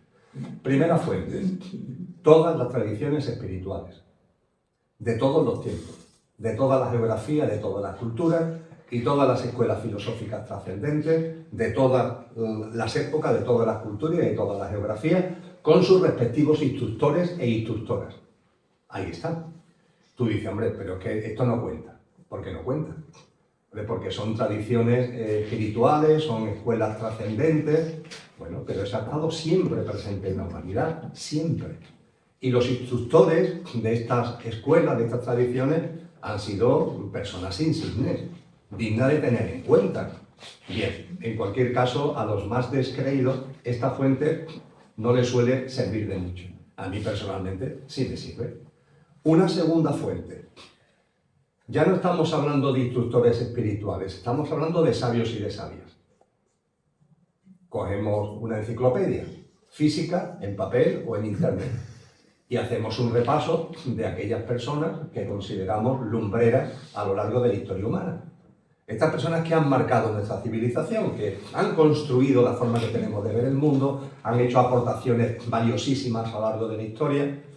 Podemos remontarnos, yo que sé, antes lo citaba, a los sabios griegos, ¿no? Podemos remontarnos a Parménides, a Pitágoras, a Platón, por ejemplo, ¿no? O podemos irnos a Hipatia, por poner otro ejemplo.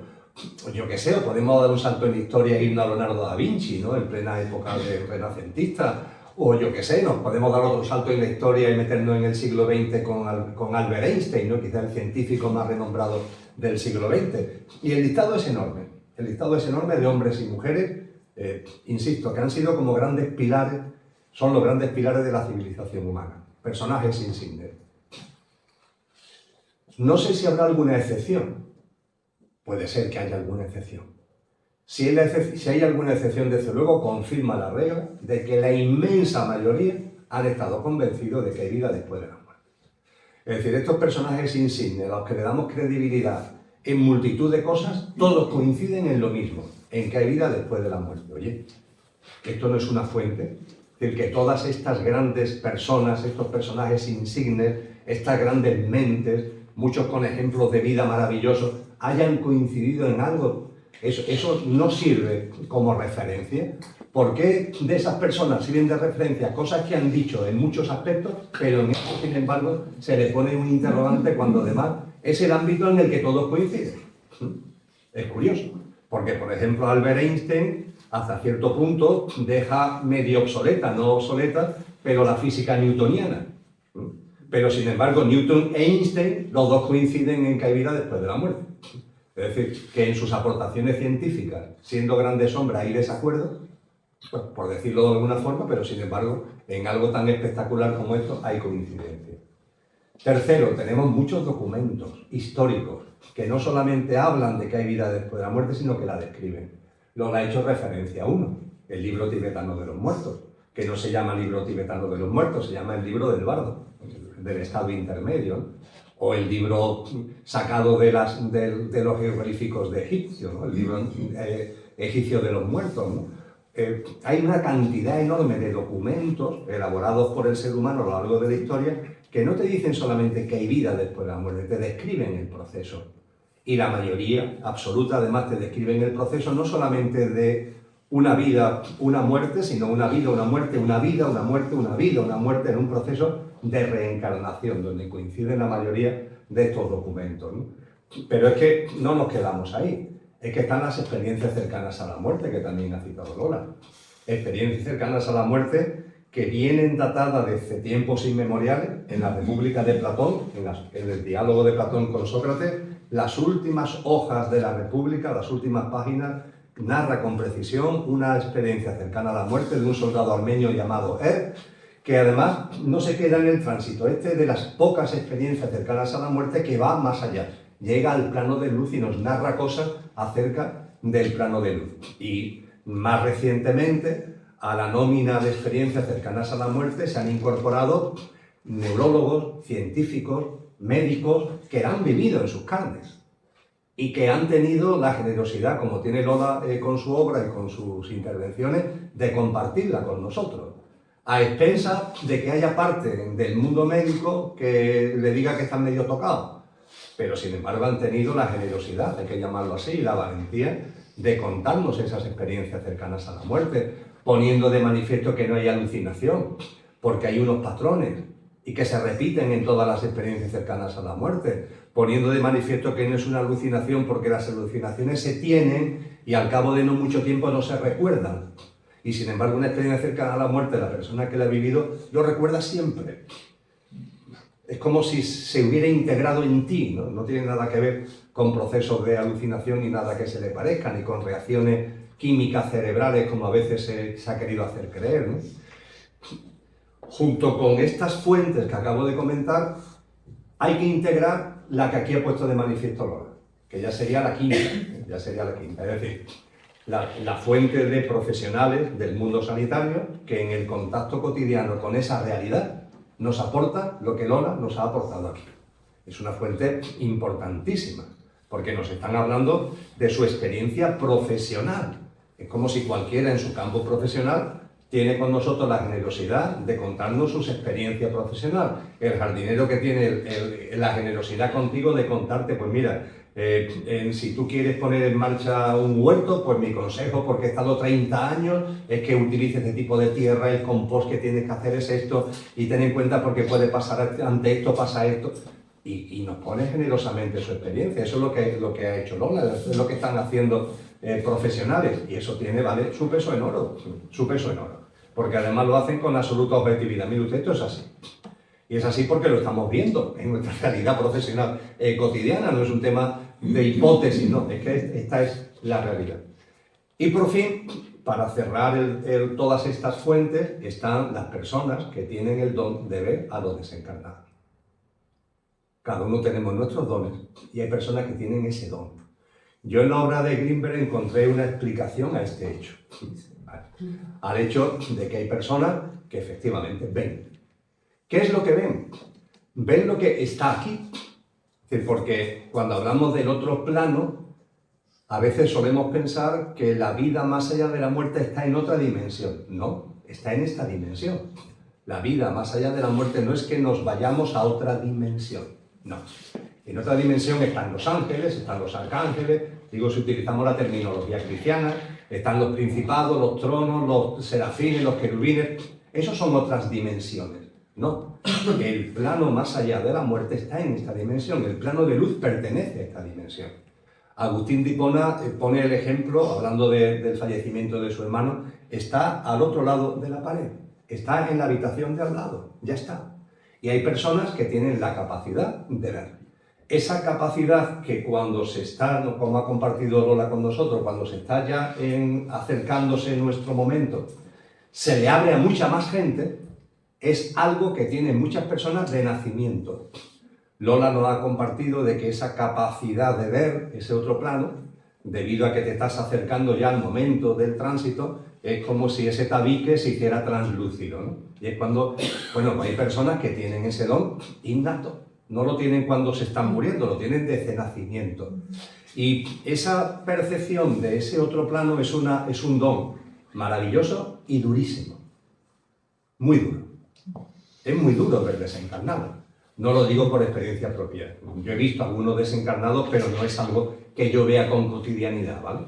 Pero yo me pongo en el lugar de una persona que ve desencarnados y que además hay desencarnados, los que se quedan más pillados, los que tienen más rémoras emocionales y mentales que le dificultan no hacer el tránsito, que están mirando mucho aquí, que se percatan cuando hay alguien que tiene el don de verlo. Entonces se dirigen a la persona que tiene el don de verlo. Bueno, y la persona que tiene el don de verlo sí tiene el don de verlo, pero lo mismo no tiene ganas de tener tantos contactos con tantos desencarnados, ¿no? Acordaros de la película El sexto sentido, del niño, el pobre niño además, claro, a un niño de 8 años tiene ese don y el niño lo vive con terror, claro, porque se le acercan, él sabe que son personas que están muertas, ¿no? Y el chaval lo pasa fatal. Entonces es un don muy difícil de gestionar y debido a ello hay un tanto por ciento significativo de personas que tienen ese don y que lo cierran. Lo cierran por miedo. También lo cierran por el influjo social. Es decir, porque el entorno al niño, cuando dice no sé qué, le dice, el niño no digas tonterías, este niño está loco, anda niño, cállate y no digas más tonterías. Entonces, el niño y la niña va cerrando, por miedo, por el influjo del entorno, va cerrando ese don. Pero no obstante, yo me atrevería a decir que adultos y adultas de la población normal tienen vivo, no dormido, tienen vivo ese don entre un 8 y un 10%, que es mucha tela. Pero estoy diciendo que en el contexto de la humanidad, que somos 8.000 millones de seres humanos, estoy diciendo que puede haber 600, 700, 800 millones de personas que tienen ese don. Y desde luego yo comparto que me he encontrado con una enorme cantidad de gente, ya termino, para que podáis seguir planteando temas, me he encontrado con una enorme cantidad de gente que lo tiene. personas anónimas, que normalmente cuando hablamos, como estamos aquí hablando, guardan silencio, no suelen intervenir. Lo que suelen hacer es que cuando ha terminado el encuentro, discretamente se acercan, o se me acercan a mí, en mi experiencia concreta, y en voz bajita me dice, mire Emilio, yo soy una de esas personas, y yo ese don lo he tenido, y aunque sea en 3-5 minutos, comparten conmigo el núcleo más importante de ese don que tienen. Entonces, esto es algo que, desde el punto de vista de esta sociedad donde lo trascendente se quiere expulsar, pues cuesta trabajo entender, pero obras como la de Jacobo y otras obras nos ponen de manifiesto que es que realmente, si abriéramos la perspectiva con los ojos de la ciencia, lo abriéramos con conciencia, esto lo veríamos. Y concluyo con lo siguiente. Leí hace unos días un artículo que me resultó muy curioso. Es un artículo de una revista científica que ponía en evidencia que está cada vez más demostrado científicamente la interrelación que hay entre la meditación y cambios en el cerebro. Entre la meditación y cambios en el cerebro. Absolutamente demostrado. El artículo es muy amplio. Al final del artículo, ¿cuál es la conclusión a la que los investigadores llegan? Que son cambios cerebrales que a veces vienen por enfermedad o por circunstancias que no se saben bien, son cambios cerebrales los que hacen que las personas tengan una tendencia y unas facultades meditativas. Y me hizo gracia la conclusión, claro, porque yo conforme estaba leyendo el artículo, la conclusión a la que estaba llegando era la contraria. Es decir, que cuando hacemos una práctica meditativa, vamos modificando nuestro cerebro. No es que sean modificaciones aleatorias del cerebro las que provocan procesos meditativos, no.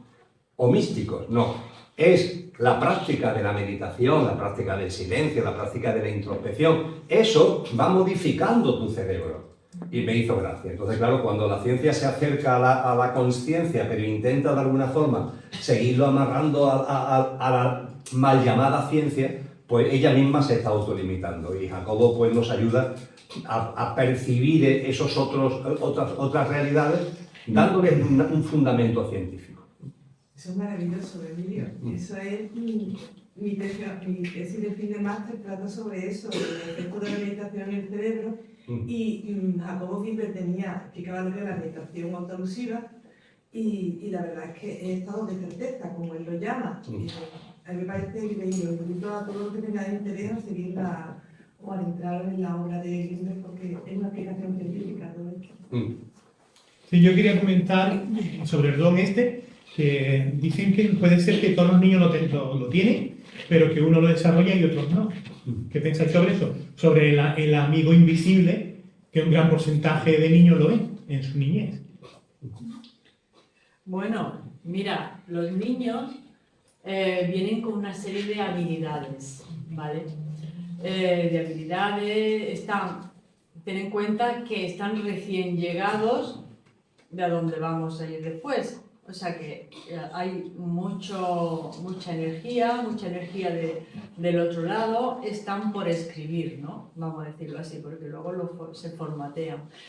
Y digo que se formatean porque cuando se tienen 6 o 7 años de edad, hay lo que se llama la poda neuronal. Y es que todas aquellas áreas del cerebro y neuronas que no se hayan estimulado hasta ese momento, desaparecen. ¿Por qué? Pues porque el cerebro tiene que decantarse selectivamente con una serie de opciones que tiene desde el inicio. Entonces, desde el inicio tenemos muchas opciones. Si tú vas estimulando unas y no vas alimentando a otras, todas las neuronas no siguen para adelante, siguen selectivamente, con precisión, aquellas que van a servir para luego el adulto que se vaya a desarrollar posterior, de manera que si a un niño tú le estimulas en el área de la música y no le estimulas otro tipo de áreas, hay una poda neuronal y esas neuronas pues simplemente desaparecen. Neuronas teniendo en cuenta de que las neuronas son como antenas que captan la conciencia no localizada en el cerebro. La conciencia no está localizada en el cerebro. La conciencia está en un campo fuera del cerebro. De manera que hay gente que tiene un 5% de cerebro y se ha visto que lo tienen porque casualmente le han hecho un TAC cerebral y son profesores de matemática o son profesores, o sea que no. Sabemos que hay personas que tienen el cerebro destruido, como puede ser en un Alzheimer, que cuando se aproxima la hora de fallecer, la hora del tránsito, recobran la lucidez, te dicen lo que han escuchado, lo que ha hecho fulanito, menganito, reconocen perfectamente con qué cerebro hacen eso. Pues con el no local, con el cerebro no local. De manera que, como los que tienen experiencia cercana a la muerte suelen contar, qué fácil es salir del cerebro, es que no se sale. Qué fácil es salir del cuerpo, es que no sales del cuerpo, es que siempre has estado allí. Lo que pasa es que el cuerpo físico te ancla con los sentidos, te ancla a este plano, porque debe de haber un motivo adecuado para que tengamos una experiencia humana. Pero en el momento que hay un fallo cardíaco, el espíritu hace pum.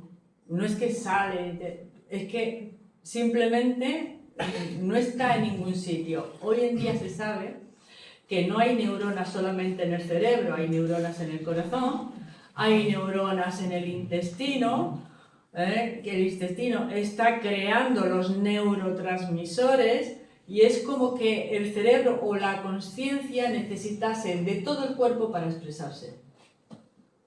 O sea que vamos a dejar de pensar con la mentecita, de que la mentecita está aquí. No, la mente está rodeándonos continuamente.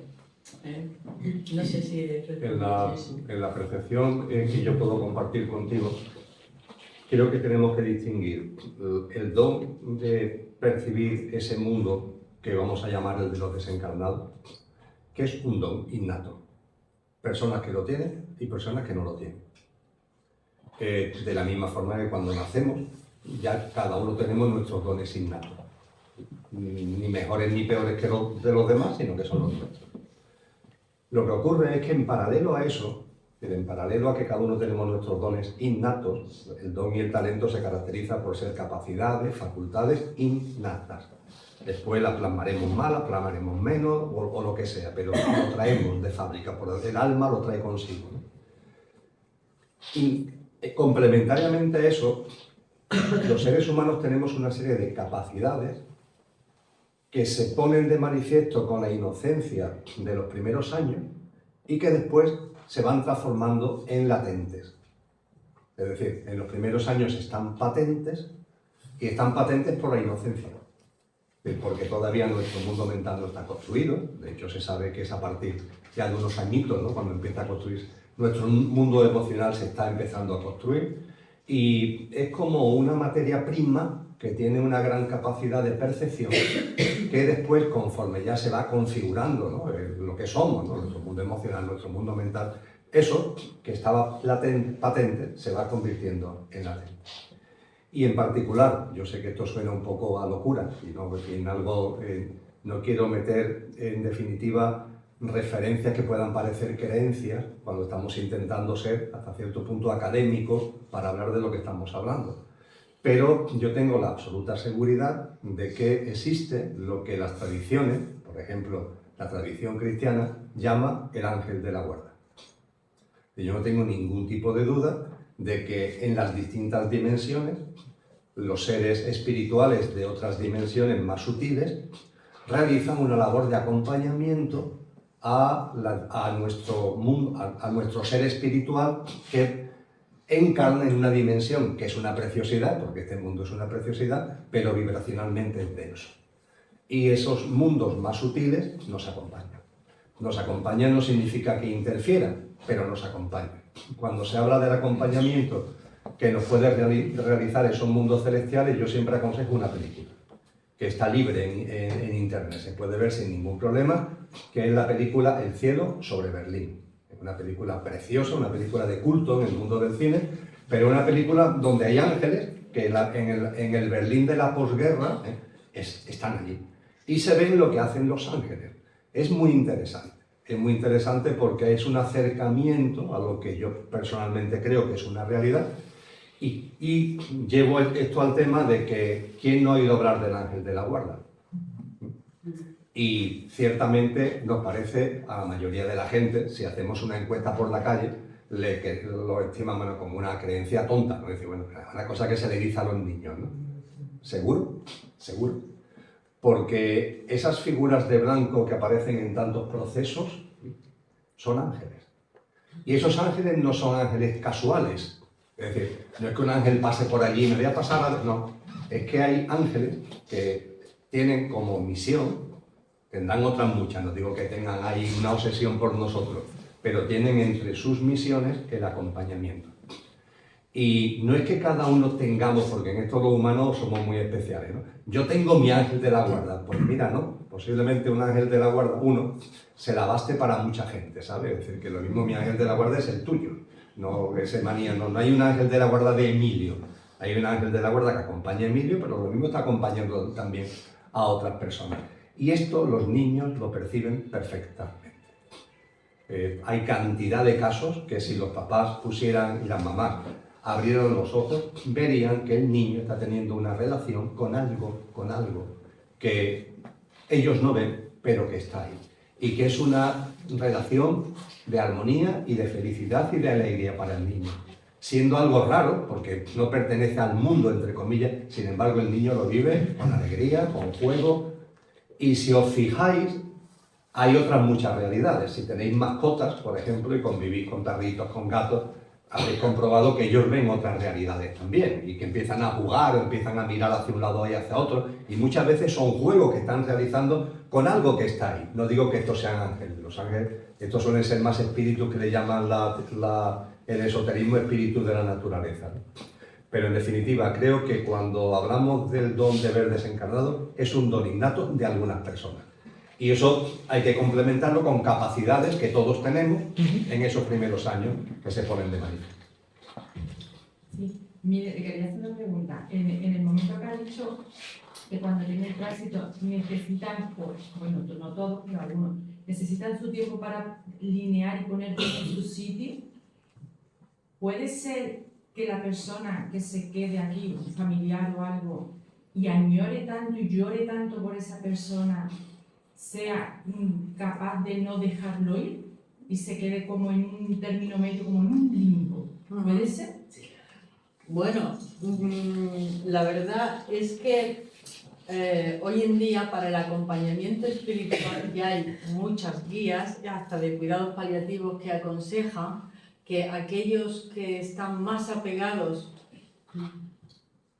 que no estén cerca, porque es que dificulta el tránsito. Como aquellos que tienen mucho miedo a la enfermedad, asustados no, ¿me entienden? O sea, que dificulta el tránsito, claro que lo dificulta. He comentado el caso de esta paciente que me contó el sueño.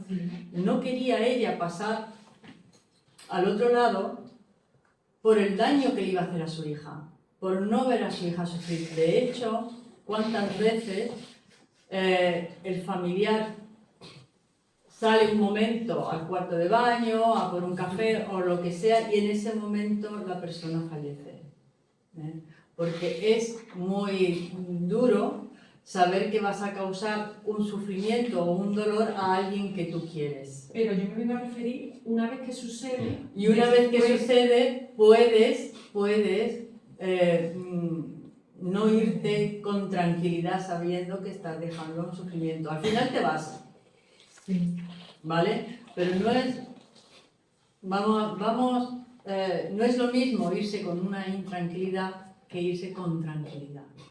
De hecho, hoy en día, si vosotros lo pensáis, el acompañar a una persona, a un ser querido, darle permiso para que se vaya, decirle, haz lo que tengas que hacer, ve donde tengas que ir, y esta frase es como un hechizo mágico, que nosotros vamos a estar bien.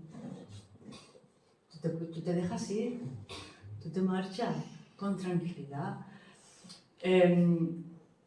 El buscar que esas últimas horas o días sean lo más tranquilizadoras, lo más pacíficas y poder irse en paz, yo creo que es el mejor regalo que le podemos hacer a cualquier ser querido.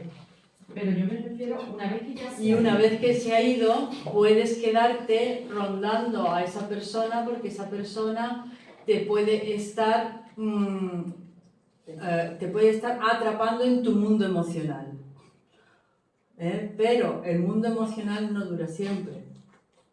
¿Me entiendes? Al final te acabas yendo, pero a lo mejor un proceso que podía haber tardado muy poco se retrasa o se dificulta un poco más.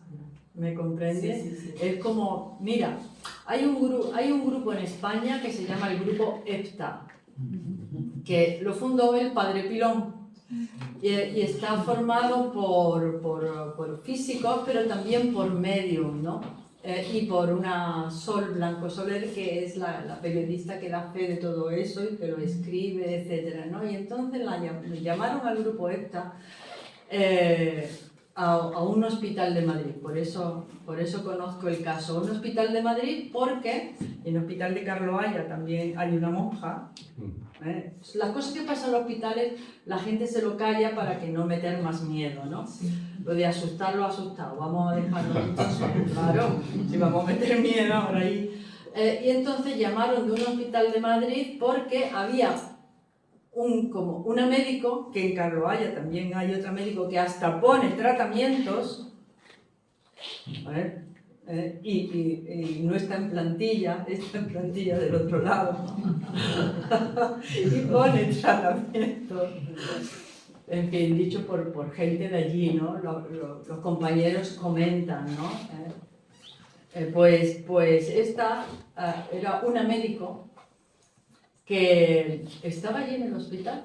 Entonces fue el grupo esta porque la veían al lado del ascensor. Y entonces hablaron con ella, Paloma Navarrete, que era una medium estupenda, ¿no? Y cuenta que ella le dijo, y esto también puede suceder, que la persona que trasciende siendo joven y piensa que no ha llegado su hora, se puede quedar durante un tiempo, hasta el tiempo de que piense que ya es su hora de marcharse. Entonces era una médico joven que pensaba que no era su hora, que ella había querido estudiar medicina para ayudar a la gente, que sabía perfectamente que había fallecido, pero que ahora estaba ayudando a los que trascendían y estaban confusos, ayudándolo a pasar al otro lado, y usaba el ascensor como metáfora de ir a otra dimensión o de ir a otro sitio. Entonces, claro que se quedan, se pueden quedar, incluso uno lo siente, pero no es bueno ni para la persona que lo está atrapando porque le está dificultando el duelo, le está dando un sufrimiento al dolor, ni tampoco es bueno para el espíritu, que no, al contrario, lo puede sentir como una carga. Al final son una carga. Cada uno tiene que estar en su sitio, los que están allí tienen que estar allí. El ejemplo que como símil me gusta poner al respecto es lo siguiente. Cuando desencarnamos, imaginaros una cometa que se lanza al viento, ¿vale? Sabemos que la cometa lo lanza al viento, pero la cometa tiene un hilo, ¿verdad? Yo lanzo la cometa, pero hay un hilo que mantiene la cometa ligada a mí. La cometa está allí, se ha ido, pero sin embargo está unida aquí. Todo lo que hablamos de tener una vida más consciente, una vida más serena, una vida más preparada también para ese momento, no tan apegada a lo material, sino que tenga una visión más trascendente de las cosas. Todo eso ¿a qué ayuda? Ayuda a que cuando se lanza la cometa, el hilo sea muy fino y se rompa, ¿vale? Y no te quede retenido. Conforme más cosas nos aten a este mundo, el símil sería que la cuerda es más gruesa y tarda más en romperse. Como dice Lola, se romperá, pero tarda más en romperse. Entonces, ¿qué es lo que nutre el grosor de esa cuerda? Pues todo lo que son mundo emocional y mundo mental denso, en el sentido amplio, materialista, etcétera, etcétera, egoísta, y es verdad, y hay que tenerlo en cuenta, y también es una llamada a la responsabilidad de los que estamos aquí, que a ver si, sin querer, por supuesto, inconscientemente, pero es que el inconsciente juega un papel muy importante, de alguna forma desde aquí estamos nutriendo y alimentando el hilo y dificultando que el hilo se rompa. Entonces, claro, una de las grandes cuestiones que cuando hablamos de este tipo de asuntos debemos tener presente es la importancia de que esto no sea simplemente un elemento de información. Y lo que hace Lola, lo que yo también puedo hacer modestamente, no es información, no son datos, no son cosas curiosas, no son hechos, experiencias que nos entretienen para pasar el rato. No, esto hay que integrarlo. Y hay que integrarlo primero para ir perdiendo uno el miedo a la muerte. Cada uno consigo mismo. Y por supuesto, perder el miedo a la muerte de los seres queridos. ¿Y cuántas personas dicen, no, si yo a mi muerte no le tengo miedo, yo tengo miedo a la muerte de mi ser querido? Pues bien, integra este tipo de cosas que estamos compartiendo, hay que integrarlo. Y perder el miedo, porque es que la muerte simplemente no existe. Vamos a la habitación de al lado. La vida, no me cansaré de repetirlo, es un continuum. Yo llamaría a la reflexión a aquellos que esto les cuesta más trabajo entenderlo, aparte de lo que ya ha compartido Lola, que es muy significativo, que cada vez hay más ámbitos científicos que se dan cuenta de que hay algo que es consciencia, que está más allá de lo meramente físico. Yo os invitaría a reflexionar la paradoja que debe representar para un materialista, una persona que no quiere ver o que cuando se le habla de este tipo de cosas rechaza cualquier asunto, el que la vida suya, la vida tuya, la desarrollamos en un universo que tiene 14.000 millones de años. Si la vida no fuera un continuo, ¿qué sería mi vida? Que la vida que se está expresando en Emilio, la vida que se está expresando en Lola, lo voy a personificar en mí, la vida que se está personificando en Emilio, si mi vida fuera la que nació en García Morato, como hablaba con los amigos de Córdoba hace un rato, en García Morato en 1958, y la que va a terminar dentro de unos años, si esa fuera la vida que se expresa en mí, en un universo de 14.000 millones de años, la vida se expresa en algo que empieza y que termina y se acabó.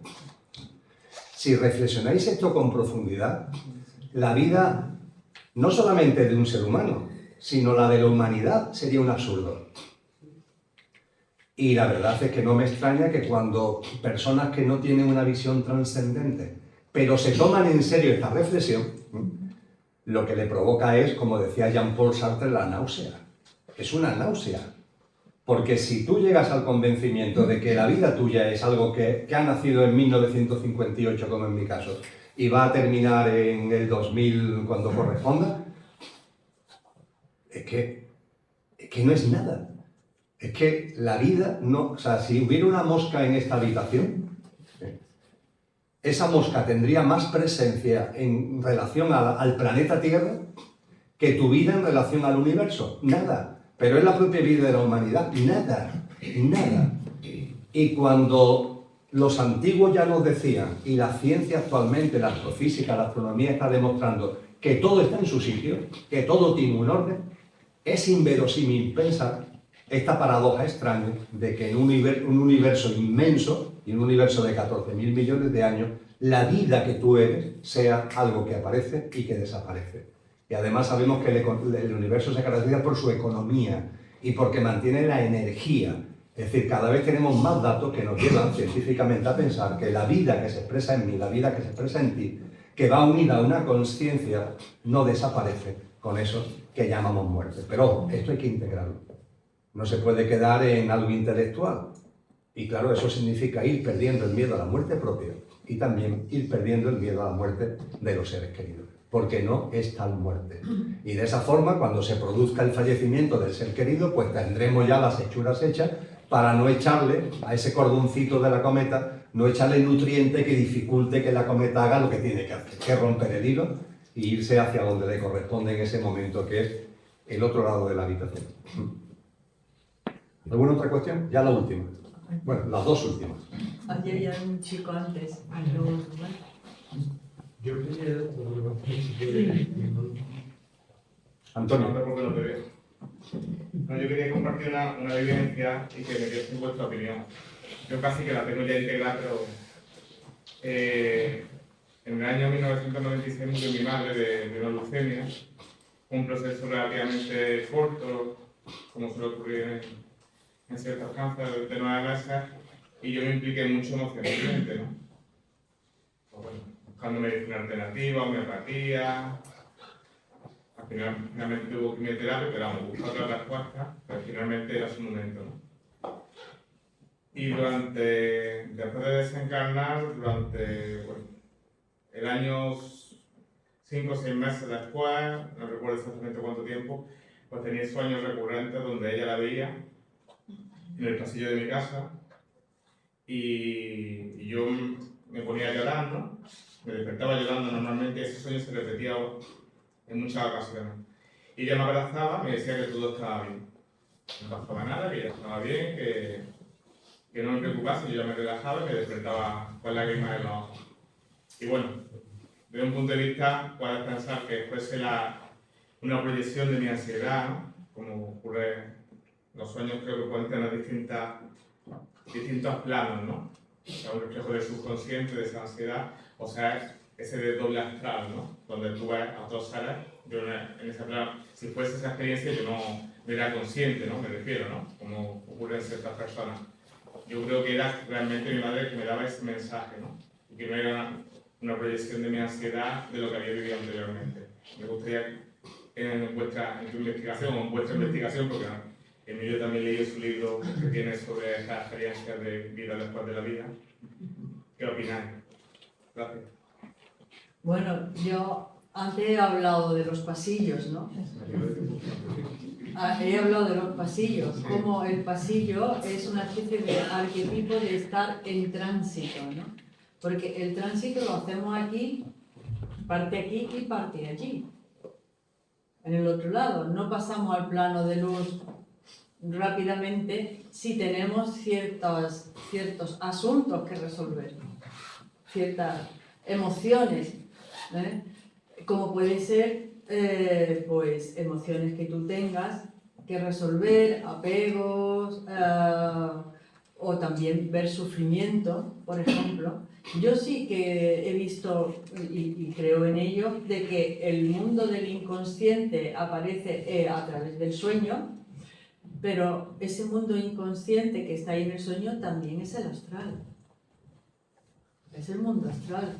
Podemos comunicarnos con nosotros mismos por nuestra ansiedad y ser, como decía Freud, en su interpretación de los sueños, que todos los sueños son consecuencia del deseo y que ahí estás expresando tu deseo de ser consolado en este caso, ¿no? por tu madre, pero hay muchos sueños que tienen otro tipo de tinte en donde entras o en el inconsciente colectivo o en el mundo astral y te puedes conectar con el otro lado y el otro lado se conecta contigo y te da mensajes a través del sueño, a través de ese estado de conciencia distinto al de la vigilia, que es el del sueño.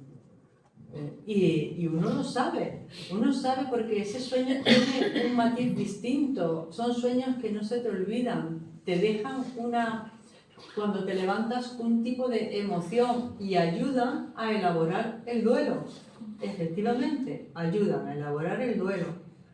Y yo creo que son las energías, los seres que están en el otro lado, que están ayudando. Creo porque, aparte de que yo he tenido la experiencia, hay autores que se dedican a hacer regresiones entre vidas, como Michael Newton, que habla de cómo esas personas que han trascendido entran en nuestro patrón eléctrico energético del sueño esperan el momento oportuno para entrar. O sea que esas son habilidades que se tienen en el otro lado y ayudan a hacer el duelo. Ayudan. ¿Y qué mensajes dan? Pues mira, dan mensajes cortos, como el tuyo. Estoy bien, estoy bien. Son mensajes emocionales, son mensajes de cuerpo emocional a cuerpo emocional para tranquilizar a la persona, para consolar a la persona que se ha quedado aquí. Y están contigo durante un tramo de tu vida. Sí, la palabra consuelo, lo que se envía esa necesidad de consuelo. Claro, y la realmente proporcionaba.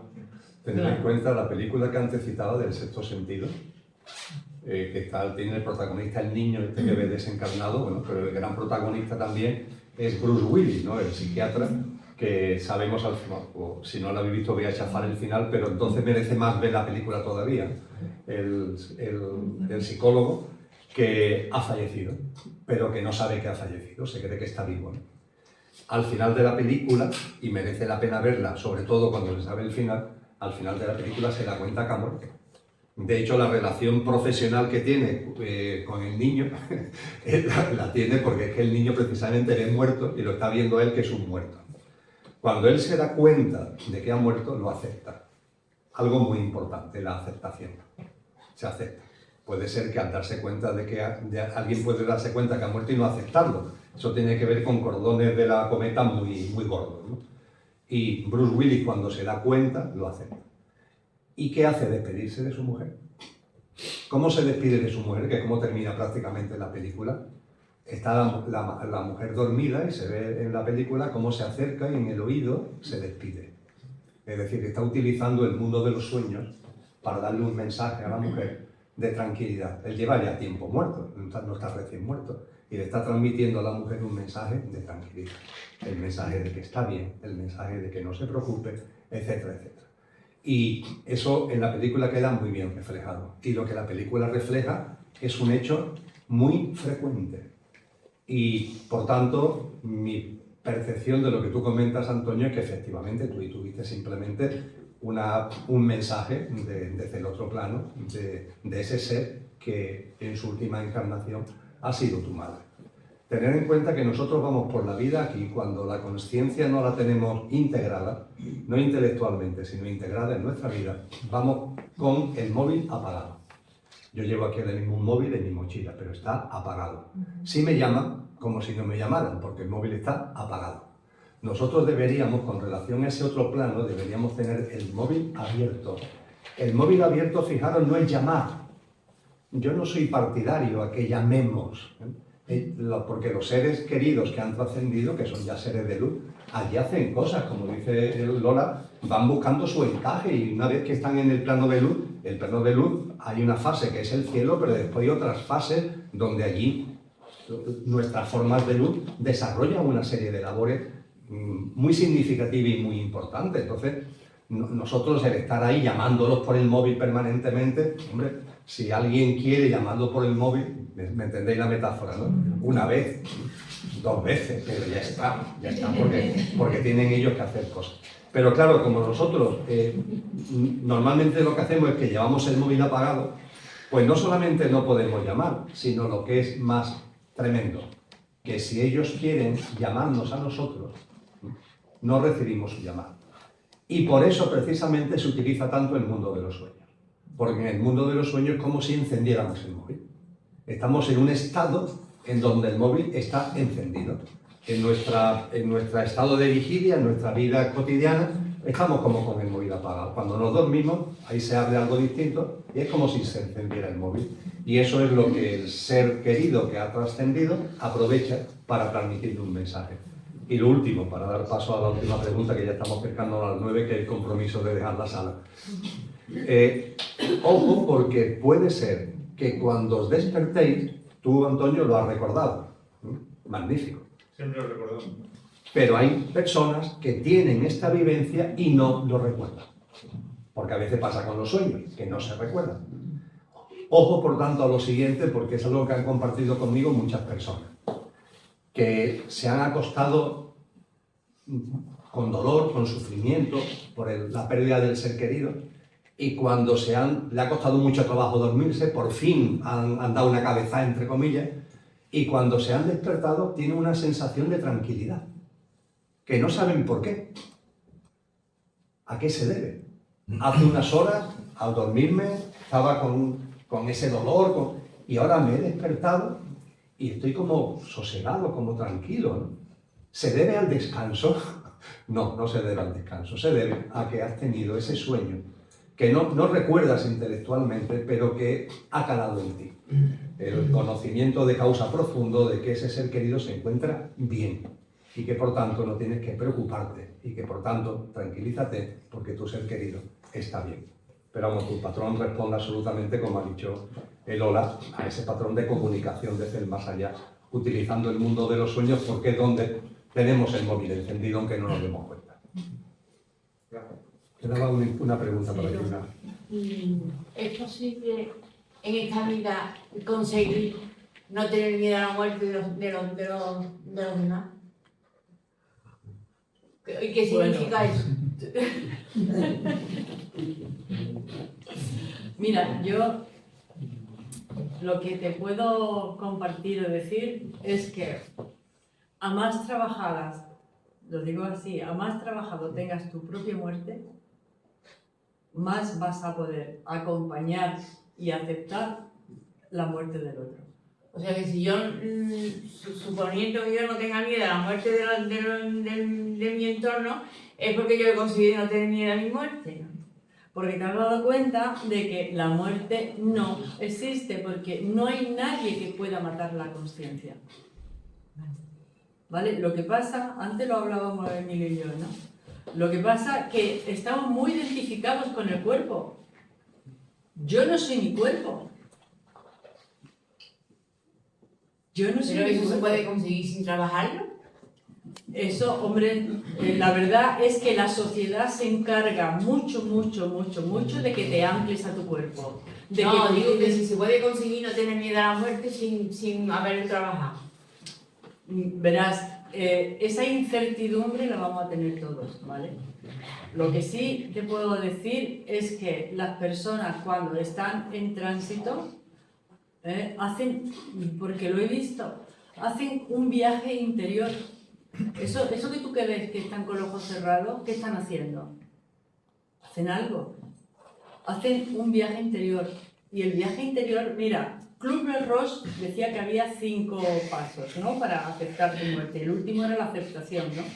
Bueno, hoy en día hay otro paso más, porque hay gente que acepto que voy a trascender, lo acepto, pero no acabo de trascender. El último paso es encontrar el propósito que ha tenido tu vida. Cuando encuentras el propósito que ha tenido tu vida, le has dado un significado espiritual a tu experiencia. Todos tenemos un propósito espiritual de nuestra experiencia. Cuando te das cuenta de eso, ¿qué miedo vas a tener? Siempre hay un miedo porque vas a lo desconocido, pero no enfrentas igual esa incertidumbre, no la enfrentas igual. Si tú has trabajado tu propia trascendencia, te has dado cuenta de que no eres tu cuerpo, de que nadie es el cuerpo que habita, que lo que habitamos es otra cosa, siempre vamos a tener esa incertidumbre de cuando vayamos a dar el salto. Si lo tenemos trabajado, es como el parto. El parto no sabemos cuánto va a durar, pero si sabemos cómo es el parto, cuando rompamos agua no nos vamos a morir de miedo. Sabemos que primero va que rompe agua, luego vienen las contracciones, etc. Pero si nadie te ha explicado nada, ni tú te has preparado para el parto, rompe agua y no sabes ni lo que te está pasando. ¿Comprende? O sea, a eso me refiero cuando digo de trabajar tu propia muerte, que es trabajar tu propia trascendencia. Ese es el camino espiritual. Y no quiere decir que no te duela cuando haya una separación física. Te va a doler, pero el duelo lo vas a hacer de otra manera. Yo creo que son unas preciosas palabras para terminar, tenemos que terminar. Va a cumplir pronto las 2 horas de encuentro. La verdad es que hemos estado concentradísimos. lo cual significa que los temas que nos ha planteado Lola, pues de verdad nos ha llegado y nos ha hecho reflexionar y nos ha mantenido en conciencia. Así que muchas gracias, Lola, por compartir este encuentro junto con nosotros. Muchas gracias a Kiko por brindarnos este espacio. Muchas gracias a vosotros y a vosotras. Y a todas las personas que veis este vídeo, estéis donde estéis, pues también muchas gracias.